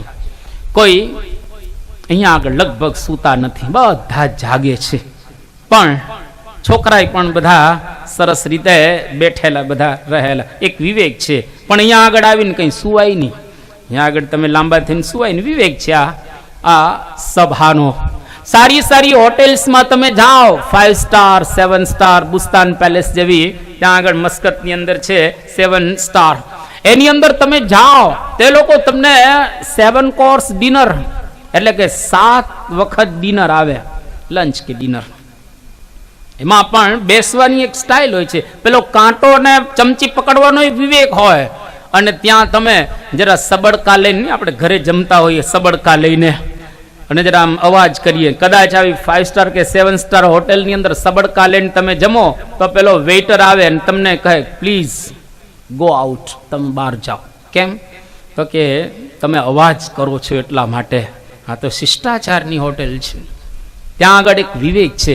સારા સારા માણસો, પ્રિન્સ ચાર્લ્સ હોય, અત્યારે નરેન્દ્ર મોદી હોય, કે પછી ઓબામા હોય, કે પુતિન હોય, આ બધાની પાર્ટીમાં તમે જાઓ, એ લોકો પ્રારંભ કરે પછી આપણે જમાય. ભૂખ લાગી હોય તો પેલા પ્રારંભ ન કરાય, અને એ લોકો જમવાનું છોડી દે પછી થાળીમાં વધ્યું હોય તો ન ખવાય. ભૂખ ભલે લાગી હોય ને આપણે થાળીમાં વધેલું હોય તો છોડી દેવું પડે. એ લોકો બંધ કરે એટલે આપણે બંધ કરી દેવાય. આ 7 સ્ટાર કે આવી મોટી પાર્ટીનો નિયમ છે. અલૌકિક બધા શિષ્ટાચારો બતાવવામાં આવ્યા, પણ લૌકિક શિષ્ટાચાર પૂરો થાય ત્યારે એક ઉપરનો શિષ્ટાચાર, જેને અધ્યાત્મ વિવેક કહેવામાં આવે છે. અધ્યાત્મ વિવેક એટલે શું? તો કે દેહ અને આત્મા બે જુદા છે, જગત અને જગદીશ બે જુદા છે. શરીર નાશવંત છે, અંદર રહેલો આત્મા શાશ્વત છે. એક દિવસ મરી અને ઉપર જવાનું છે. આ જો વિવેક નહીં પ્રાપ્ત કર્યો હોય તો દુનિયામાં અંતે જ્યારે વિદાય લેશો ત્યારે પસ્તાવા સિવાય કંઈ નહીં રહે. ભલે ને ગમે તેટલું મેળવેલું હોય. અરે અખંડ હિન્દુસ્તાનનો મોગલ સલ્તનતનો છેલ્લો બાદશાહ બહાદુર શાહ ઝફર, એ દિલ્હીના તખત ઉપર જ્યારે રાજ કરતો હતો, એ વખતે હિન્દુસ્તાનની અંદર એનો વાવટો ફરકતો હતો. એના ધર્મપત્ની જિન્નત, એના કપડાની કિંમત મિનિમમ 10 લાખથી નીચે કપડું બાઈ પહેરતી જ નહોતી. મિનિમમ 10.5 લાખની હોય, ઉપરની પછી કરોડ સુધી કે આગળની હોય. કેવી સાહેબીમાં જીવતો હશે, એની રાણી કેવી રીતે જીવતી હશે. અને તમે જુઓ, જ્યારે અંગ્રેજો ભારતમાં આવ્યા, બહાદુર શાહ ઝફરને કેદ કર્યો અને બર્મામાં રંગૂન ટાઉન છે, રંગૂનની જેલમાં એને પૂરવામાં આવ્યો. બહાદુર શાહ ઝફર અને ગાલિબ, આ શેર જગતના બે મોટા શુદ્ધ બુદ્ધ નામ ગણાય. જબરજસ્ત એ લોકો શેર બનાવે, અને અદ્ભુત એ લોકોના કાવ્ય જગતની અંદર બહુ જ મોટું નામ ગણાય ગાલિબનું. અને એવું જ નામ આ બહાદુર શાહ જફરનું. બે મિત્ર ને એક ગુરુ પાસે પોતે ભણેલા હતા. આ રાજા થયો, પેલો લૌકિક ગ્રહસ્થ થયો, અને આ બાદશાહ જફરને રંગૂનની જેલમાં પૂરવામાં આવ્યો. અંગ્રેજોને કીધેલું, મને તમે જરા કાગળ આપો, પેન આપો, મારે લખવું છે કાવ્ય. અંગ્રેજોએ વિચાર કર્યો કે જો આને આપશું ને તો આ તો એવા કાવ્ય લખશે ને હિન્દુસ્તાનમાં જશે, લોકો ચળવળ કરશે ને આપણું રાજ જશે હિન્દુસ્તાનમાંથી. એને કંઈ નથી આપતા. આ બાદશાહને, એની પત્નીને અને એના દીકરાને, ત્રણને ત્યાં આગળ જેલમાં પૂર્યા. હવે આવો સુખમાં રહેનારો જેલની અંદર અને ખેતરમાં કામ કરાવે પેલા અંગ્રેજો, અને નથી આપતા કશું. તો કોલસાથી લખે છે, રંગૂનની દિવાલ જેલની એને ભરી દીધી આખી. અને બહાદુર શાહ જફર, તમે જુઓ, દુનિયામાં એક અધ્યાત્મ વિવેક પ્રાપ્ત ન કર્યો હોય પસ્તાવા સિવાય કંઈ ન રહે.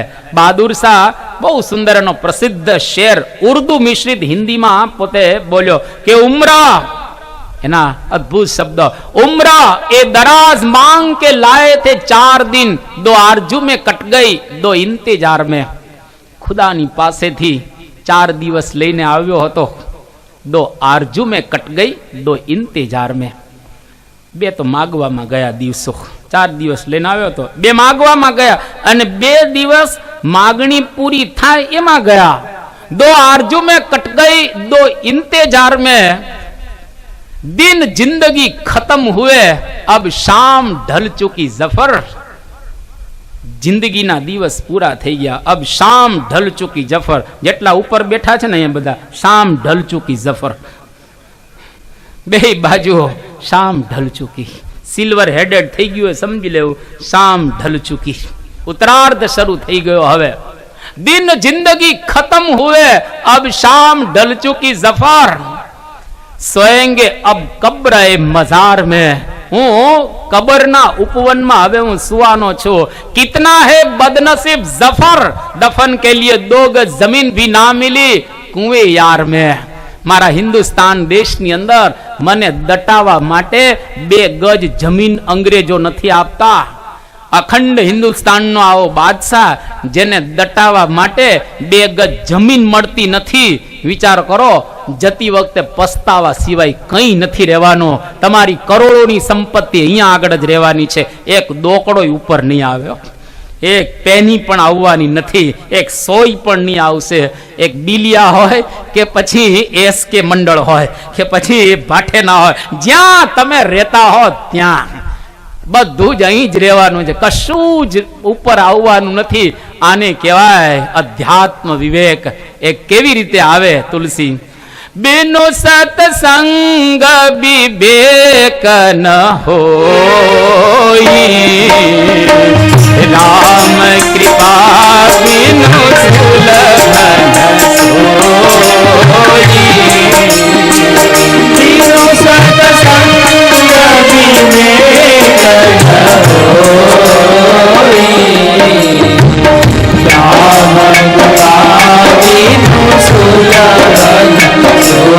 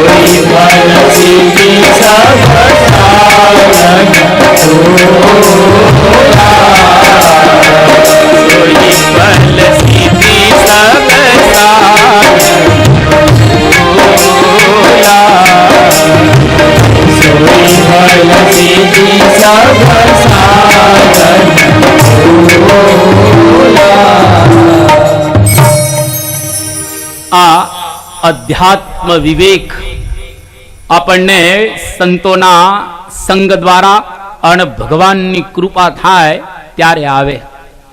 એટલે આ બિલિયા ગામ ઉપર ખરેખર ભગવાનની કૃપા ગણાય. અને અવારનવાર આવા આયોજનો થતા રહે છે અને અવારનવાર તમને જુદી જુદી રીતે સાંભળવા પણ પ્રાપ્ત થાય છે. એટલે અહીંયા આગળ તુલસીદાસજી બધાની વંદના કરે છે. દશરથ રાજાના પરિવારની વંદના કરી, જનક રાજાના પરિવારની પણ વંદના કરી, રામ વગેરે 4 ભાઈઓની પણ વંદના કરે છે. અને હનુમાનજી એની પણ તુલસીદાસજી વંદના કરીને બહુ સુંદર શબ્દોમાં કહે છે કે ગુણ દોષમય જગત, આ જગતની અંદર ગુણ પણ છે અને દોષ પણ છે. ભગવાને બેય બનાવી. આ જગતમાં દુઃખ પણ છે અને સુખે છે, પાપ પણ છે અને પુણ્ય પણ રહેલું છે, દિવસ પણ છે અને રાત પણ છે, બે છે. સજ્જનો પણ જગતમાં વસતા હોય છે ગલીએ ગલીએ, અને દુર્જનો પણ કોઈક કોઈક જગ્યાએ તમને પ્રાપ્ત થઈ જાય. દેવ અને દાનવ બંને પણ જોવા મળશે, ઊંચા અને નીચા, અમૃત અને વિષ ભગવાને બેય બનાવેલું છે. જીવન પણ છે દુનિયામાં અને મૃત્યુ પણ છે, સ્વર્ગ પણ છે અને નરકનું દુઃખ પણ દુનિયાની અંદર તમને જોવા મળશે. માયા પણ છે ને બ્રહ્મ પણ છે. સંપત્તિ વાળા લોકો તમને મળશે અને દરિદ્ર લોકો પણ તમને જોવા મળશે. અનુરાગીઓ મળશે અને વૈરાગીઓ પણ તમને જગતમાંથી મળશે. બ્રાહ્મણ પણ મળે અને કસાઈ પણ મળે. એટલે એ ભગવાને આવું એક જગત બનાવેલું છે. જોને જુજવી જાતનું રે, જોતા મૂંઝાઈ જાય મત, એવું કર્યું ભાત ભાતનું રે. ભગવાને ભાત ભાતનું આ જગત બનાવેલું છે અને બધા જ આની અંદર આપણે રહેલા છીએ. પણ તુલસીએ કહ્યું અસ વિવેક જબ દેઈ વિધાતા. ભગવાન જ્યારે આપણને વિવેક આપે ત્યારે તબ તજી દોષ ગુણ ગહી મનુરાતા. દુનિયામાંથી ખરાબ છોડી અને સારું ગ્રહણ કરતા થઈએ જ્યારે વિવેક આવે ત્યારે. હંસની જેમ પાણીને છોડી અને દૂધ લેતા થઈએ. ભમરો જેમ પુષ્પમાંથી સુગંધ લે એવી રીતે દુનિયામાંથી ગુણો ગ્રહણ કરવા, જ્યાં જ્યાં સારું દેખાય આપણી અંદર એને ગ્રહણ કરતા રહેવું. ખરાબ હોય ને બધું જ હોય પણ એને લેવાનું નહીં, સારું જ લેવાનું. પણ માણસની દ્રષ્ટિ કેવી છે? ઊંટ દ્રષ્ટિ. ઊંટ બધામાંથી થોડા થોડા અવગુણ લે. એક એકમાં અવગુણ તો હોય જ ને, માણસ છે એટલે અવગુણ હોય જ. દરેકમાંથી ઊંટે અવગુણ જ લીધા. કવિ દલપતરામના શબ્દોમાં, ભણવામાં કાવ્ય આ છોકરાઓને ભણવામાં આવતું હશે કદાચ, અત્યારે બધા કાળમાં ભણવામાં આવતું હતું આ કાવ્ય. ઊંટ કહે આ સમામાં વાકા અંગવાળા ભૂંડા ભૂતળમાં પશુઓ અને પંખીઓ અપાર છે. બગલાની ડોક વાંકી, પોપટની ચાંચ વાંકી, કૂતરાની પૂંછડીનો વાંકો વિસ્તાર છે. વારણની સૂંઢ વાંકી, વાઘના છે નખ વાંકા, ભેંસના તે શિર વાંકા, શિંગડાનો ભાર છે. સાંભળી શિયાળ બોલ્યો દાખે દલપતરામ, અન્યનું તો એક વાંકું આપના 18 છે. તમે બધાના દોષ કે તમારા 18 અંગ વાંકા છે. એમ આપણે બધાનું જોઈએ કે ફલાણો આવો, ફલાણો આવો, ફલાણો આવો, ફલાણો આવો, ફલાણો આવો, આ બધા જ આવા છે. પણ તું તો જો તારું એક આંગળી કોકની સામે ચીંધીએ એનો મતલબ કે એનાથી 3 ગણા આપણે ખરાબ છીએ. એટલે જે દિવસે દુનિયા તમને ખરાબ લાગે સમજી લેવું ખરાબી આપણામાં છે. આપણામાં બધું જ સારું હોય તો દુનિયા આખી સારી લાગશે. તુલસીના શબ્દો. આ 84 લાખ જાતની ભગવાને યોની બનાવી છે. આપણે સારા થવાનું છે. હા, રામાયણનું ફળ જ આ છે. 7 દિવસ સાંભળવાના છીએ આપણે. આજ તો પ્રારંભ કરીએ છીએ. તુલસી પૂર્વ ભૂમિકા બાંધી રહેલા છે અને કહે છે કે 84 લાખ યોનીમાં એક જ માણસ યોની છે જે સુધરી શકે છે, બાકી કોઈ સુધરી નથી શકતા. 1 લાખ વર્ષ પહેલાનો સિંહ અને અત્યારનો સિંહ એવા ને એવા. 1 લાખ વર્ષ પહેલાનું કબૂતર અને અત્યારનો કબૂતર એવા ને એવા. માછલા, કબૂતર તમે જુઓ 83,99,999 યોની એવી બનાવી છે જે કર્મનું ફળ ભોગવે છે. ત્યાં આગળ કોઈ પ્રગતિ નથી. કોઈ કાગડાએ પ્રગતિ કરી? કોઈ વાંદરાએ? અરે તમે જુઓ, હાથી કેટલું બુદ્ધિશાળી પ્રાણી છે, પેલી માછલી, ડોલ્ફિન વગેરે બુદ્ધિશાળી છે, પણ એ લોકોએ કોઈ પ્રગતિ નથી કરી. અથવા તો એ લોકો કંઈક અધ્યાત્મને માર્ગે ચાલ્યા પણ નથી. ફક્ત એક જ માણસોની. આપણે ઘણી વખત બોલતા હોય છે કે જમાનો બદલાઈ ગયો, જમાનો બદલાઈ ગયો. જમાનો બિલકુલ બદલાણો નથી, માણસ બદલાયો છે. જમાનો તો એનો એ છે. કઈ નદી બદલાણી, કયું સરોવર બદલાણું, કયો પવન બદલાણો, કયો સૂર્ય બદલાણો, કયો ચંદ્ર બદલાણો, અરે કયો હિમાલય કે એવરેસ્ટ બદલાણો, કયો આલ્પ્સ બદલાણો છે, કઈ ધરતી બદલાણી છે? કશું જ બદલાણું નથી. એનું એ બિલિયા ગામ વર્ષો પહેલા હતું ને આ છે. ખાલી મકાનો તમે નવા કર્યા છે, બાકી જમીન કાંઈ નવી નથી કરી. માણસ બદલાણો છે. એટલે આ 7 દિવસમાં આપણે બદલાવાના છીએ, બીજું કંઈ નથી કરવાનું. 7 દિવસમાં આપણે બદલા. જે દિવસે આપણે બદલાણા, તુલસીના શબ્દો કેટલા સુંદર શબ્દો છે કે સિય રામમય સબ જગ જાની કરો પ્રણામ જોડી જુગ પાની. સિય રામમય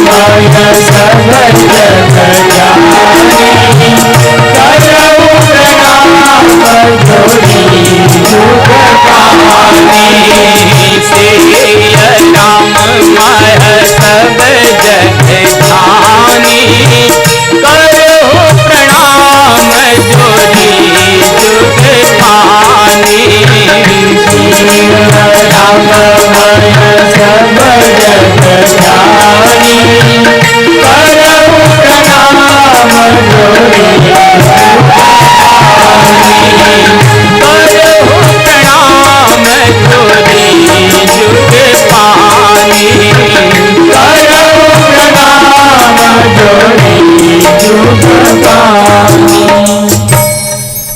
આ પ્રમાણે જો ખરેખર આપણી એવી દિવ્ય દ્રષ્ટિ થાય તો બધી જગ્યાએ લોકોને પ્રણામ કરવાનું મન થાય.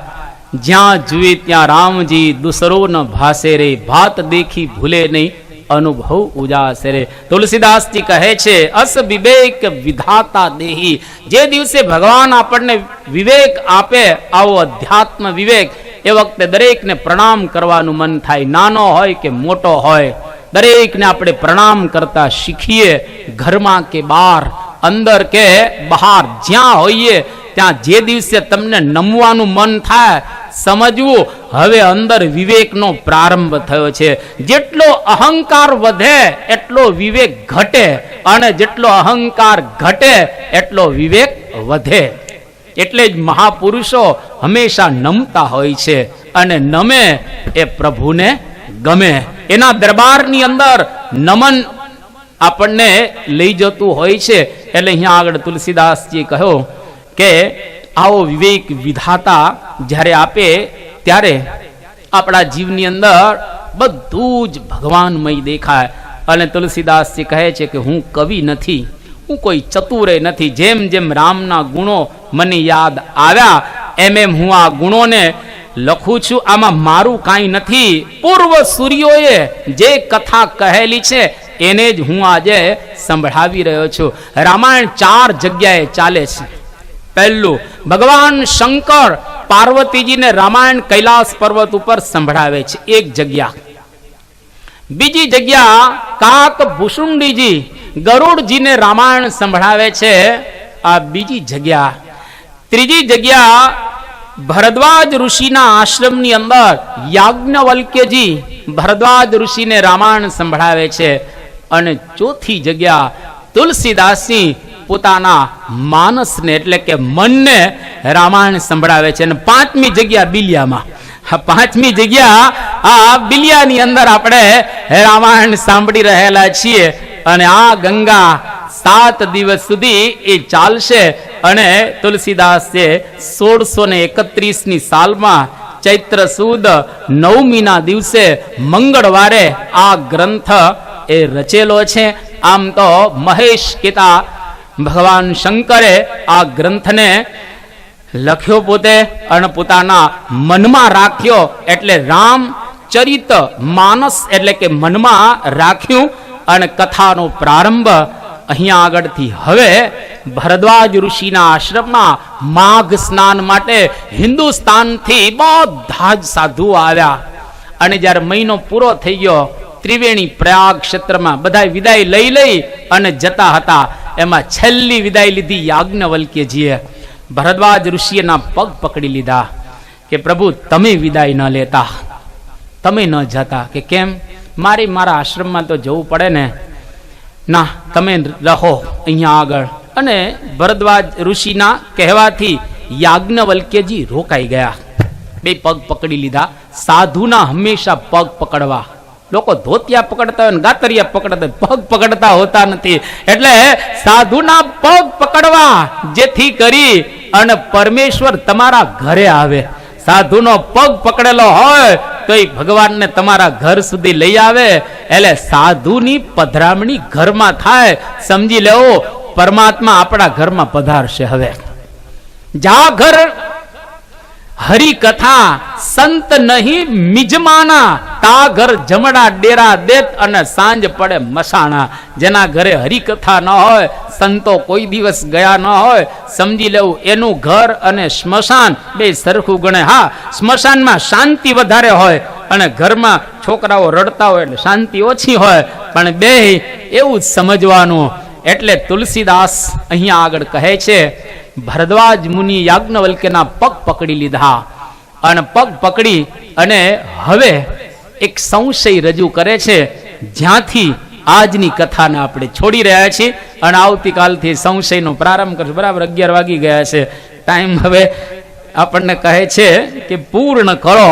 પણ અહીંયા આગળ ભરદ્વાજ જો પ્રયાગનું પાણી પીવે છે, ત્રિવેણીમાં આપણે તો લોટી ઘરમાં રાખીએ છીએ, ત્રિવેણીના કાંઠે જ ઋષિ રહે છે, જ્યાંથી હિન્દુસ્તાનનો આખો સાધુ સમાજ આવી અને 1 મહિનો રહે છે. એ ઋષિને શંકા, એને સંશય, એને કંઈક અંદર ખૂટે છે, કોઈને કહી શકાતું નથી અને સહી શકાતું નથી.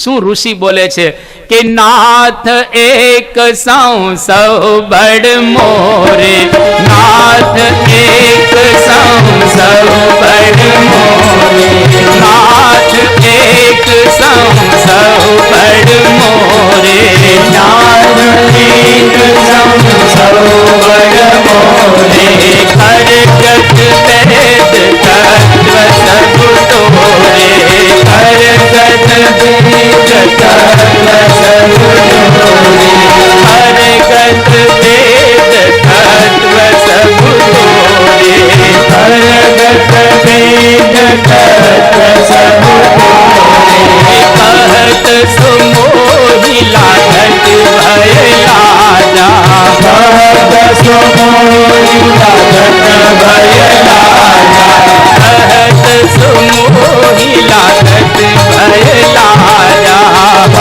કહત સુમોહી લાગત ભય લાજા, સુન કહું બડ હોઈ તાજા, સુન કહું બડ હોઈ તાજા, સુન કહું વહી હોઈ તાજા, સુન કહું બડ હોઈ તાજા. આ પ્રમાણે બહુ સુંદર ભરદ્વાજજી સંશય કહે છે કે મને એક શંકા છે, સંશય છે. જો હું કહું તો ખરેખર એવું થાય કે આટલા મહાન ઋષિને શંકા, અને જો ન કહું તો મારું અકાજ થઈ જાય. એટલે તમારા જેવા સંતના પાદારવિંદ મારા આશ્રમમાં પડેલા છે, તો મને એક શંકા છે. કઈ શંકા છે? આવતીકાલે, આજે નહીં. આજે શંકાને અહીંયા આગળ છોડી દઈએ, જ્યાંથી રામાયણનો પ્રારંભ થવાનો છે, જ્યાંથી એક અધ્યાત્મ ગ્રંથની શરૂઆત થવાની છે. અને આકાશને અડેવું ચિંતન તુલસીદાસજીએ આ રામાયણમાં કરેલું છે. એટલે તો શરૂઆતમાં આપણે જેમ કહ્યું 18 પુરાણ, વેદ, નિગમ, આગમ અને બધા શાસ્ત્રોનો સાર તુલસીએ ચોપાઈમાં રાખ્યો છે. અને એવી અદ્ભુત લલિત પણ એવી છે, ગહન પણ એવી છે, અને કાવ્ય જગતમાં પણ એટલી જ સુંદર આ ચોપાઈઓ રહેલી છે. જે સંશય આવતીકાલે આપણે સાંભળીશું. અહીંયા આગળ ટાઈમ બરાબર થયો છે એટલે આજની પારાયણને અલવિદા આપીએ. 2 મિનિટ ધૂન બોલાશે અને ત્યાર પછી આગળની જાહેરાત સાંભળી બરાબર આવતીકાલે 8:30 વાગે અહીંયા આગળ આપણી પારાયણનો પ્રારંભ કરીશું, જેથી કરી અને સમયસર આપણે પૂરી કરી શકીએ. સ્વામી નારાયણ નારાયણ નારાયણ, સ્વામી નારાયણ નારાયણ નારાયણ, સ્વામી નારાયણ નારાયણ નારાયણ, સ્વામી નારાયણ નારાયણ નારાયણ, સ્વામી નારાયણ સ્વામી નારાયણ, સ્વામી નારાયણ સ્વામી નારાયણ, સ્વામી નારાયણ સ્વામી નારાયણ, સ્વામી નારાયણ સ્વામી નારાયણ, સ્વામી નારાયણ નારાયણ નારાયણ, સ્વામી નારાયણ નારાયણ નારાયણ, સ્વામી નારાયણ નારાયણ નારાયણ, સ્વામી નારાયણ નારાયણ નારાયણ. શ્રી સ્વામિનારાયણ ભગવાનની જય. અક્ષર પુરુષોત્તમ મહારાજની જય. સિયાવર રામચંદ્ર ભગવાનની જય. પ્રમોદ સ્વામી મહારાજની. આપ બધા જ્યાં બેઠેલા છો ત્યાં દરેકને માટે પ્રસાદની વ્યવસ્થા કરવામાં આવેલી છે. આપને આપની જગ્યાએ જ પ્રસાદ પ્રાપ્ત થશે. એટલે બહુ જ આ પારાયણની એક મર્યાદા રહેલી છે કે અહીંયા આગળથી આપણે વિદાય મંત્ર બોલીશું, ત્યાર પછી જ આપણે અહીંયા આગળથી વિદાય લેશું. એક પોથીની મર્યાદા, શાસ્ત્રની મર્યાદા, કથાની મર્યાદા, એને પણ આપણે બરાબર 5 મિનિટ માટે જાળવીશું. અહીંયા આગળ હવે આગળની જાહેરાતો આપણે સાંભળીએ. ગુણાતીતમ ગુરું પ્રાપ્ય બ્રહ્મરૂપં નિજાત્મનઃ વિભાવ્ય દાસ ભાવેન સ્વામિનારાયણં ભજે. શ્રીહરિં સાક્ષરં સર્વદેવેશ્વરં ભક્તિધર્માત્મજં દિવ્યરૂપં પરમ. શાંતિદમ મુક્તિદમ કામદમ કારણમ સ્વામિનારાયણં નીલકંઠં ભજે. શ્રીહરિં